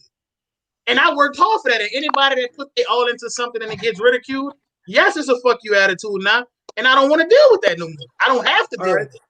Okay, so I say it shouldn't be the FU attitude because these guys come from somewhere. They've been passed on some knowledge and history from the past. And I think the problem is when Hurricane Katrina happened, I think when a lot of these bands had returned, they didn't really have that they didn't understand what happened before them, and I think that's where the disconnection comes in right there. I have something that I wanted to propose. I think a lot of the problems is finances, money. I think money has a lot. It sounds different from what everybody else is talking about, but I want to propose something from every alumni that ever marched in a New Orleans marching band, music program, or musician. And I don't know if I should say it here or take it elsewhere with NOLA legacy. But what if And I think we had maybe 200,000 probably plus musicians that ever came through New Orleans. I'm talking about from the 60s all the way up to 2020, right? Y'all with me so far? Mhm. Yep. What if Yeah. every person donated $10 this month? 200 people. How much money is that? 2 mil. If you say 200,000. $2 million. So some of that is going to fix the problem. So in 1 month, 200,000 alumni or even musicians currently, if they want to donate $10, if $10, everybody donate $10 to this cause to support the current programs, we just earned ourselves $2 million in 1 month. What if we decide to do that for 12 months? How much is that? That's 24 million, right? So we have $24 million to distribute amongst every program in the city of New Orleans. And let's go ahead and throw in Jefferson Parish as well. So now we have the things that we need. We have drums, we have instruments, we have concert instruments, etc. And what we do from there, and I hope NOLA Legacy is listening to this, because I think that needs to happen. Because if you really care as an alumni about these programs, donate $10 and watch what happens. And then all these kids going to say, okay, they really do care. And then you build that relationship with those kids. You build that relationship. So that's how they're going to be able to connect with you, you know, despite their style from up to their opposed to the way the past was. But you guys got to also keep in mind that pre-Katrina drummers, we kind of had a strong influence from Southern University. So, and what in New Orleans twist, meaning a lot of guys like a cadence called Joe Friday, right? You know, that's New Orleans made. So New Orleans always had a twist to the things that they did. They may not do it exactly like Southern cadence-wise, but the influence came from Southern University. You know, and same thing with the music. A lot of songs I heard you guys on the show previously talking about a lot of schools played, you know, the same exact songs. Well, you know, Southern is only 45 minutes away. So that's their big brother in a sense. You get what I'm saying, fellas? Right. Yeah. So that's the influence. Not that they couldn't do their own thing, but you know, that was their big brother. That was the school that everybody wanted to go to after high school. So they kind of did that, but New Orleans also had their own style, you know, like second line music, etc. We always had our own twist to it, but we were definitely Southern influenced. Okay, let me say wait, hold on. Let's not talk Burger. Let's not talk over that money thing. Hey, yo, y'all set it up. You got it. I'm with that. Set it up. Definitely with that. Yeah, y'all set it up. You got it. It's all good. But hold on. What do you say to the people who would say, Mr. French, your alumni at Carver it's big? Like, what would the band director that don't have that same alumni support as you at would say a Carver? Like, how do they get over that? Well, I can't really speak on everyone else, but man, y'all got to understand my history with Carver. You know, it started way before I even got in band. You know, I used to go around Carver as a kid, as a 5-year, 6-year-old. I have a background of family members, including my big brother. You know, he played in Carver band. My uncle played the trumpet. My brother played the trumpet. Got a lot of French musicians that played instruments and also attended Carver. So, you know, that green and orange has been in me for a very, very long time. Moving forward, pushing forward, I had something in me. I say 97, after my band director, he went sick. A lot of these band directors in the 90s, late 90s, they got sick. They got sick, man. And we wanted to continue that program. You know, we wanted to keep it going, starting with John Summers. I worked with John Summers back in 1997. You know, rest in peace to him. Great guy. You know, he'd do anything in the world to try to make, you know, these musicians learn their music and have that love for band as he did.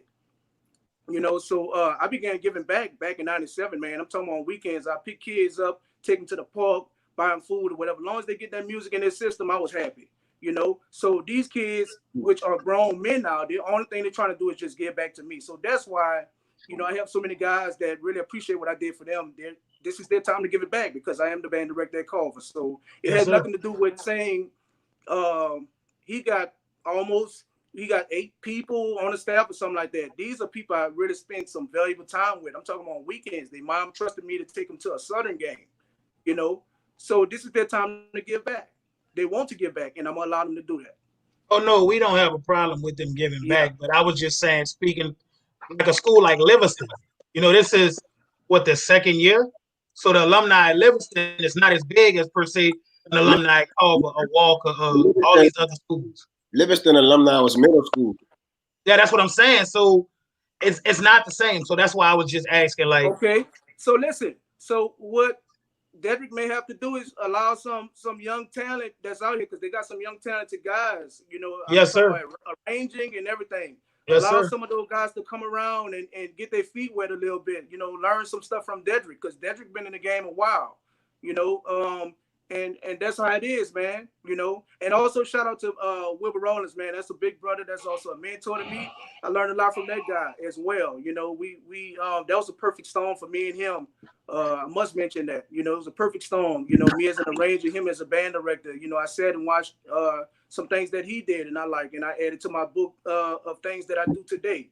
You know, so you know, it's all about the experience, and you know, experience is your best teacher. So I don't care if the guy is great or he's just okay. If he's passionate and he's really want to dedicate his time to the program, you know, allow that person to come around so that you can have, so you don't have to do every single thing. You know, you got to do it. Somebody might just say, you know, I want to help out, or just start coming around. You allow them to do that.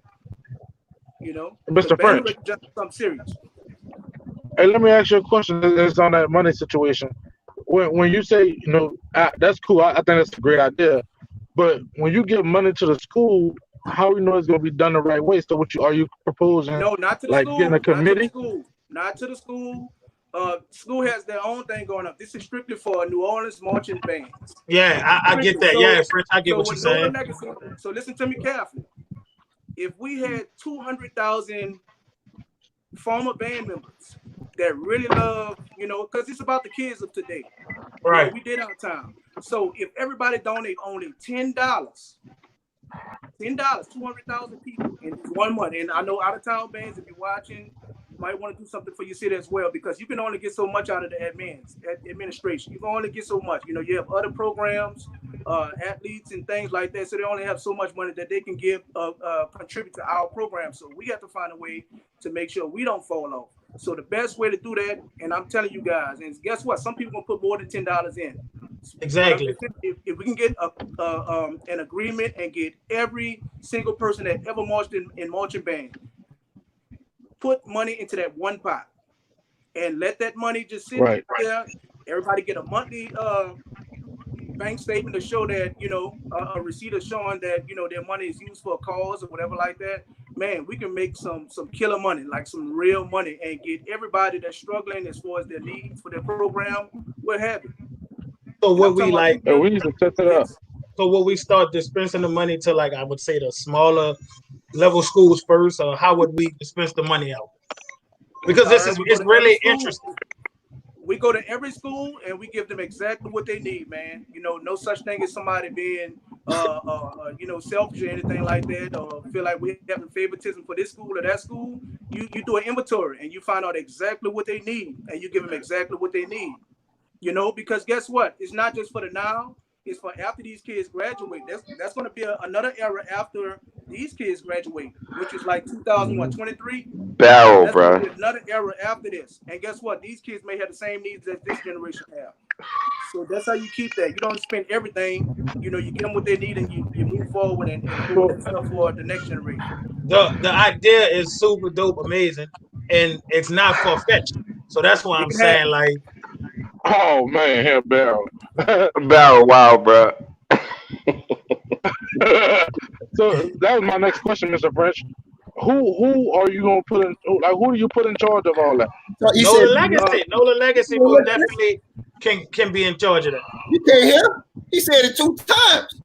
Man, Darrell shook. He don't want that little information about his band to come out. Well, I'm not gonna do it, Darrell. Hey man, I want his phone messing up. I don't know what that is. Like he looking like Morpheus. Darrell over there in a talk like he got new clothes on or something. Looking like Morpheus off a Power Ranger. Hey, look, we're not gonna let that overpower with this good information that French gave us. Nah, I'm with it. Let me say something on the band tip. Burger. Let me comment on something. I'm gonna piggyback something Mr. French said. Yes, sir. You give a lot of attention to 2 or 3 dudes that says something negative about these dudes, and we don't just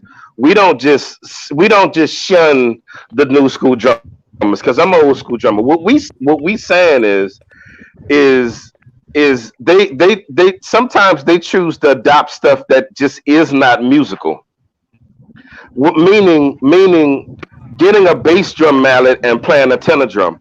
It's not that I hate any one style and love another one.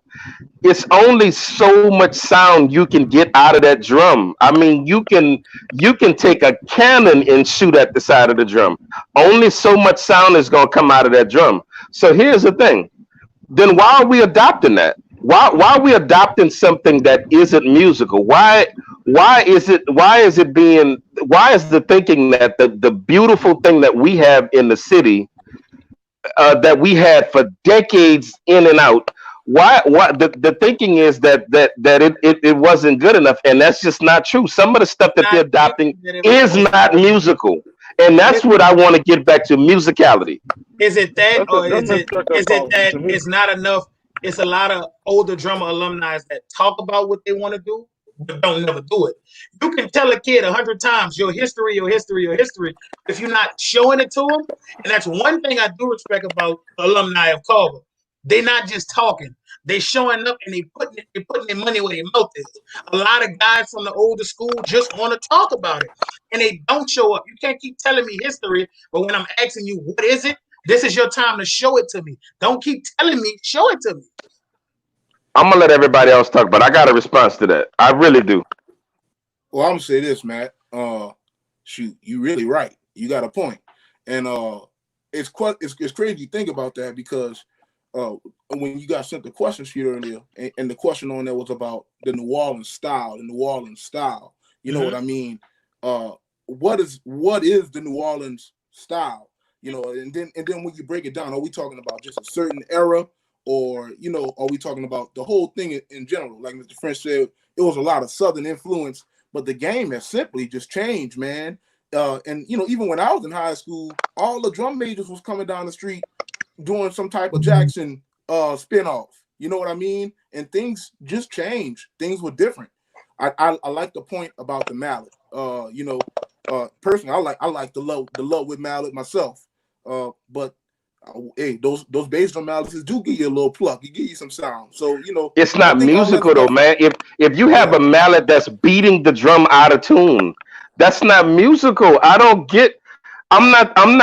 have any problem with evolution. What I have a problem with is the lack of musicality. Listen, the one thing I appreciated about marching at John Fitzgerald Kennedy is Doc said, no matter how loud we play, let's not ever lose sight of the fact that we are playing songs. We're actually playing drum beats. The tenor drum is not some box that we beat on. It's actually supposed to be melodic. Mm-hmm. Go figure. It's actually supposed to have a tone. Well, I mean, like, man, Barrel. You felt I feel like drum sections of today are more better equipped to compete out of state. What makes you Burger? You saying that without the privilege of having Saba drum sections, we competed out of state? No. Burger, we competed out of state. We were section leaders other places and everything else. All I'm saying is some of this stuff is not musical. Loud is not necessarily musical. That's not what I'm saying. Material-wise, kids today are literally playing way more stuff. Material-wise, because it's more stuff to be played. I play more stuff. Listen, Burger, I play more stuff than set drummers of the 1970s. I'm not better. It's just more information out there now. I'm not saying that you're better, but how would you feel if set drummers would say, or back then would say, well, just because you're playing all that stuff, that don't mean you're doing anything. I would agree with them. I would agree. That's basically what y'all do. That's basically what y'all do. Look at He coming. You know what I'm saying? That's basically what y'all do. Hey, let me say something, fellas. I want to speak on behalf of the pre-Katrina drum section, man. These drum sections were great. A lot of John them F. Kennedy was a great drum section led by Mr. Sean Ruffin. You have McDonald 35, great drum section, man. I'm talking about great. Forshade, great. A lot of drum sections were great, and I don't understand the part with not being able to compete with out of town, man. I don't get that part. I'm gonna be honest with you guys. I live next door. I live next door to a guy, and Matt Francis may know him. His name is Larry Halley. Yeah. What that guy played snare drum at Kennedy? Yeah. He taught me some stuff on snare drum, man, and I'm talking about Mr. Ruffin put some pressure on these guys, man. They knew their rudiments. They knew their stuff very, very well. Every day they're coming home with something new. It was no such thing as going home after band practice and getting on your video game. They did that probably before they went to bed. Their focus was more on learning their craft, man. So we had some really, really great talent. I'm talking about real good drum sections, man. So I just don't get that part. Yeah, because the video game was running hot. You couldn't be on it all night. Shout out to Darrell. both Katrina drum sections, man. You know, they're doing well as well. They're doing great as well. So I mean, I love them. As long as I've been doing it, bro, and witnessing drum sections, bro, on both ends, it was great. Is it the fact that a lot of band directors are not just going to Southern anymore? Be that fact? Because it's not Kennedy drum section. Well, Mr. Kennedy drum section. That everybody wanted to go to Southern back then. So Kennedy drum section didn't sound like Southern. We didn't sound like Southern. We didn't sound like Southern. We was just good. It wasn't the influence? No, it wasn't. We were just good. Kennedy didn't sound like Southern. So y'all had no Southern influence whatsoever? We played cadences from everywhere, but no, when Sean Ruffin came in the band room, Sean Ruffin had a sound that he wanted. It was unlike anybody else. Wasn't majority of y'all going to Southern, right? Majority of the city back then. No, perhaps the majority of the city was going to. I'm not saying we don't have great drum sections now. I'm saying a lot of them lack musicality. Man, listen. That's not what I'm saying, man. You taking what I'm saying wrong. What I'm saying is you have kids today that are going to Jackson, that are going to Alcorn, that are going to Talladega, that are going to Alabama State. Everybody not flocking 45 minutes away. So that's why you have all the different styles being jumbled up into one. It has nothing to do with. It's not a style thing. I'm talking about the drum section just break out beating loud while the band playing the song. That's not musical. If I'm on a gig or if I'm in a studio session, I don't just start beating my ass up loud while somebody else is playing a solo, while somebody's singing words. That's not musical. That's not music. That is theoretically unsound. I don't care how you cut that. It's not a.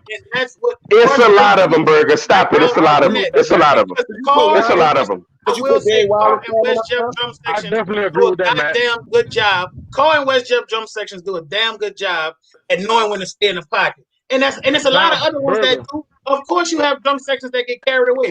Fans get carried away. It happens. But let's not act like all these drum sections just beating the fuck out the drums, going completely crazy, because that's not true. Man, listen, I can show footage of what I'm talking about. A lot of that stuff.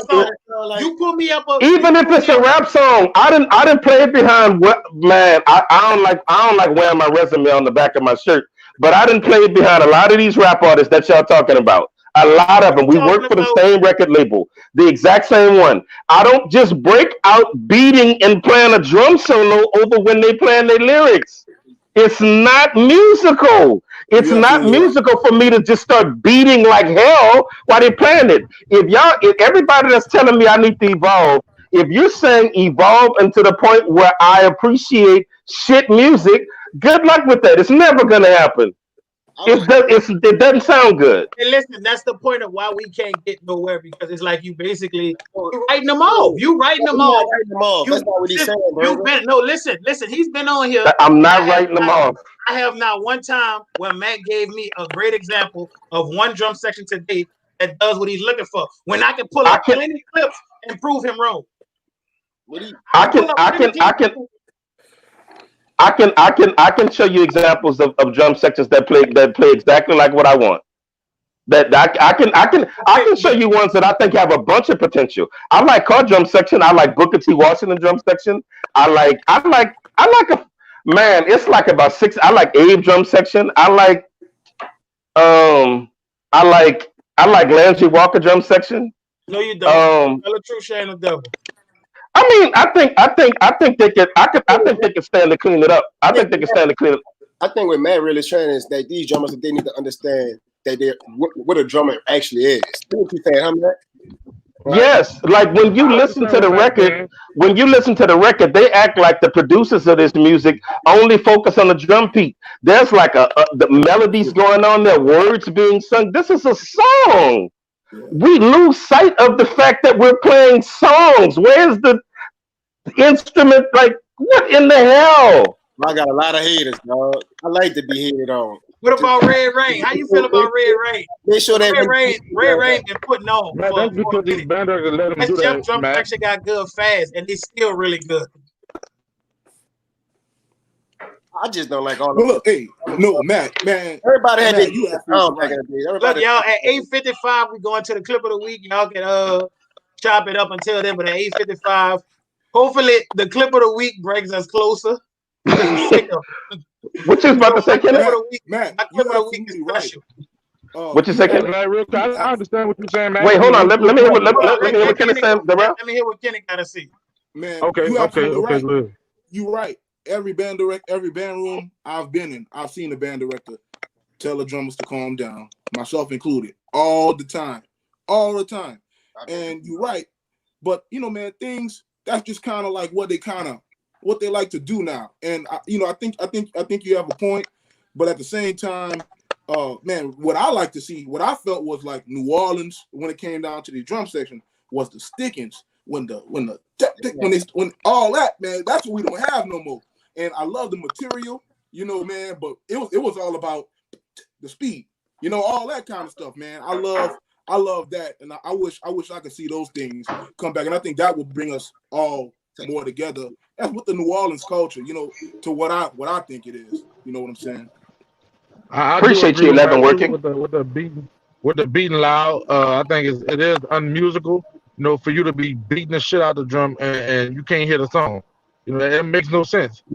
But also, you got to understand, too, some of these songs that is got a cause for.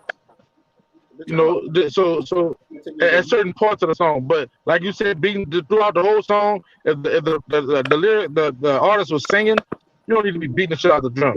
You know, Brother Kamooch, let me ask you a question.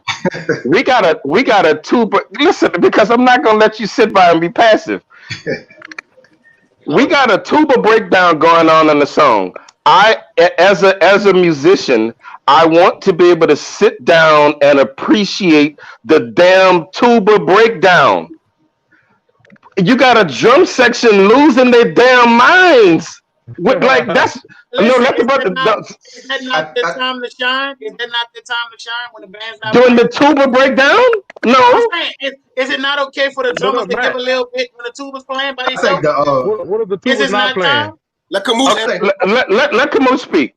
I think the biggest thing is you have drum sections of about 15 or 20 kids trying to mimic a collegiate drum section that's a lot larger. And then they're going to try to play louder because, of course, there are some rap tunes that we play that we get from colleges, and they want to match that sound. As Kenneth said, in my band room, I'm cursing and I'm cutting up because I don't want it. That's not what I want to hear. You know what I'm saying? But there is a transition going on right now, so it's like it's tug of war, right? You want to keep that traditional, stay in the pocket, but then you got the colleges doing some new things, so you it's a tug of war, and when you fighting the kids, as some of the commenters said, either you're going to give them a little bit or you're not going to have a drum section. That's what we had today, because kids will walk away and go march in other people's bands because they don't go to their school, and it's acceptable. So, I mean, you got to give them what they want, or you just don't have no drum section. Yeah. So we live in an era where we have to acquiesce to man. It's not No, that. sir. It's not that. It's just You have to it's just make it not fun. today. It's As a not like band back in the day. You director, gotta you give it them cannot to be get a boring. listen. Nobody wants a boring ass band director. So music is boring? And that's not what we That's said. Man, Burger. listen I don't mean no shade, bro, but this that clock shit, bro. Like music is not boring. I didn't Like say music was boring. That's not what I'm saying.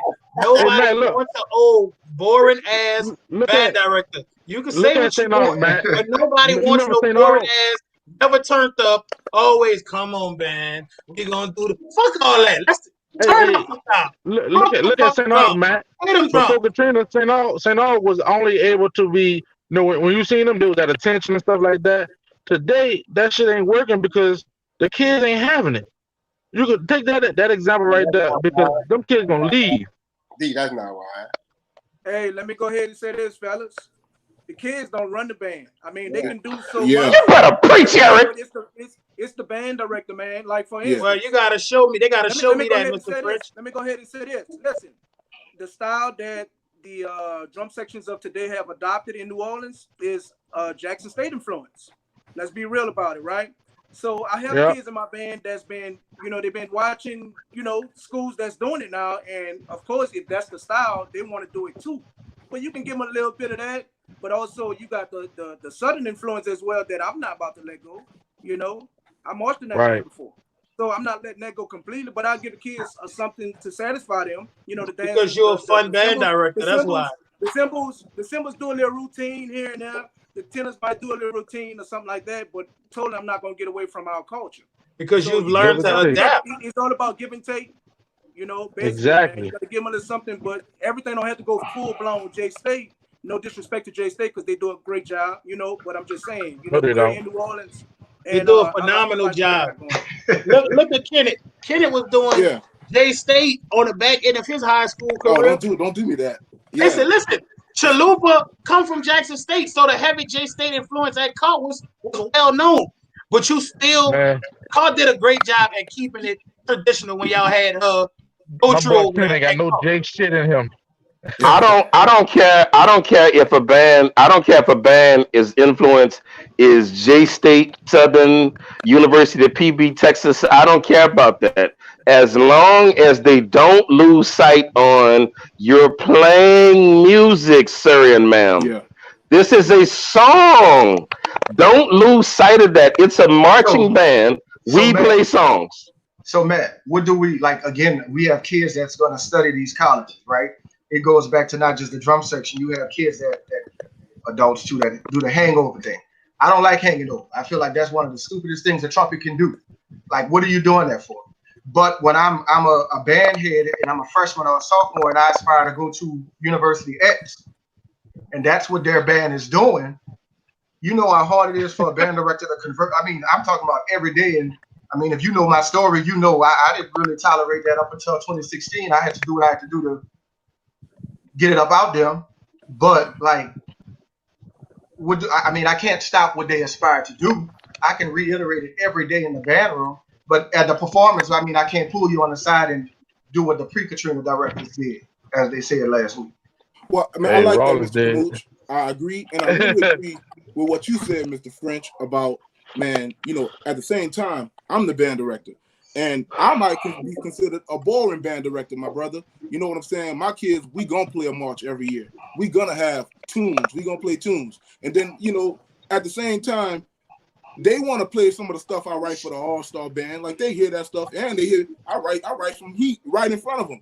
Mr. Collins, can we please play that? No, but I give them something every now and again. Nah, Kenny, you do a good job at mixing it up, bro. Eric, we diverse. We real diverse. Very diverse.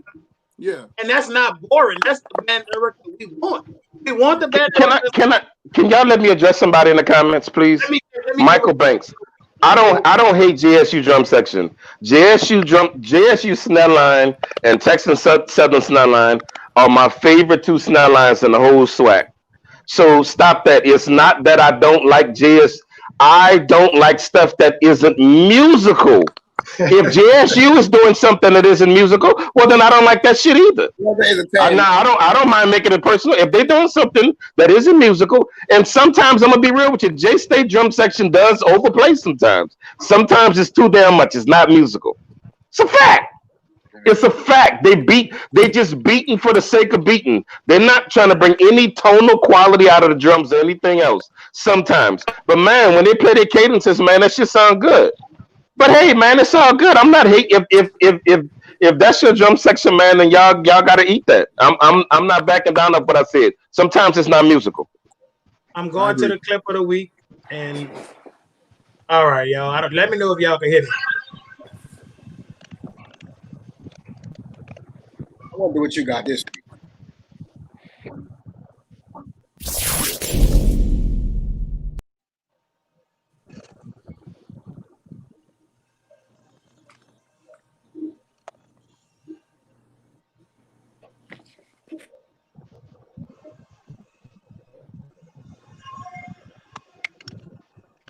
Burger, you playing it? He playing a clock clip right now.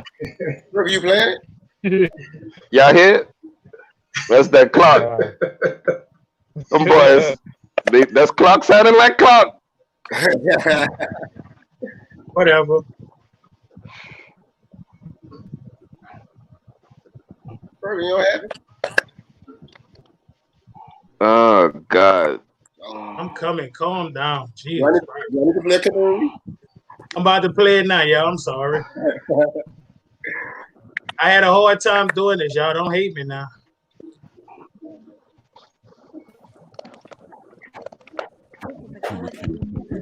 I don't even know how to. Hey, listen, I'm just.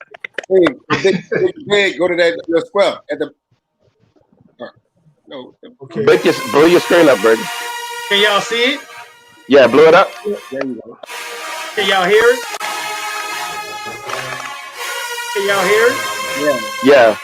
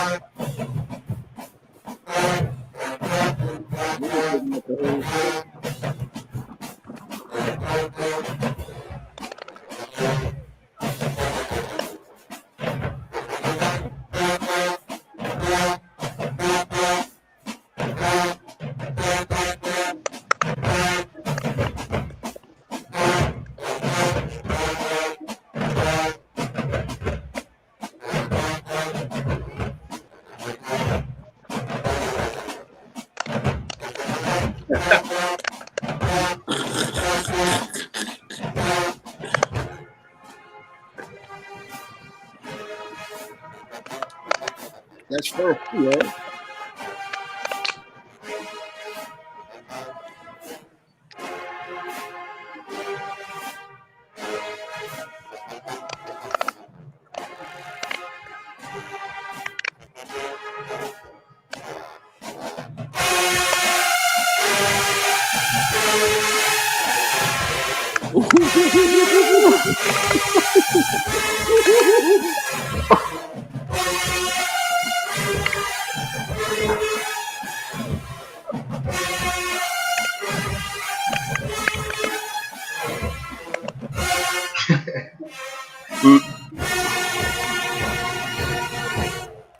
Hey, who wrote that? That boy Lord, bunch of your That was a shit. message. Who wrote that? Barrel, I believe. Man, that's what's up. Hey, man, you saw how the drum part was on the pocket? Yeah. Like they wasn't beating like the world was coming to an end. You said we It couldn't was do just that. a little I'm gonna less. be quiet. You said we couldn't It was do just a that, little- but you it was a said little people less. didn't do I'm that. not talking about that kind of beating. I'm talking about that silly shit that you like, Burger. I like all of it. Why can't I like No, all you of like all that baka on every damn. Nobody want to hit that it? shit, man. I appreciate all of it. Ain't nothing wrong with turning up and beating them fucking drums. I don't give a fuck what you say. Ain't nothing Nah, wrong. but If I that hear the drum section turning up and I'm playing a horn, I know if my drum section acting all bitchy when it's time for us to come back in after that tuba break, that's exactly how the band gonna come back in. But if them drummers on the fucking drums doing their job and you on a horn, you know what you gonna do? I'm gonna turn up too. Because the fucking drummers turned me up. They turned me all the way up. Burger, y'all didn't take music theory at Clark. And this is a serious question. Did y'all have any kind of music? I'm not trying to clown you or nothing. But did y'all have any kind of music appreciation classes at Clark? Now see, John and them laughing and they making this about a joke because I'm not smiling at this point. Did y'all have any kind of anything where they taught y'all about music, how it's composed, and taught y'all to appreciate the beauty of it? Listen, John Summers was my band director. That's enough said. I would never let anybody discredit or disrespect his influence, period. Burger, why you getting so defensive? I'm asking a very straightforward question. Burger, were there any music? I'm not answering nothing. Dear brother, I'm asking you a very straightforward question. Were there any I'm telling you, Burger? Shut up. Were there any music appreciation classes? Music appreciation. That's low. He didn't say music What? appreciation. That's even low. Yeah, I mean, thank y'all for coming out today and rocking with us. We had a great show. Fuck Matt, fuck Johnny. See y'all next week. Same time, same place. Crucial Conflict. We out the building. Fuck the old school niggas. We tried to be nice to y'all. Y'all bitches don't listen. So fuck y'all.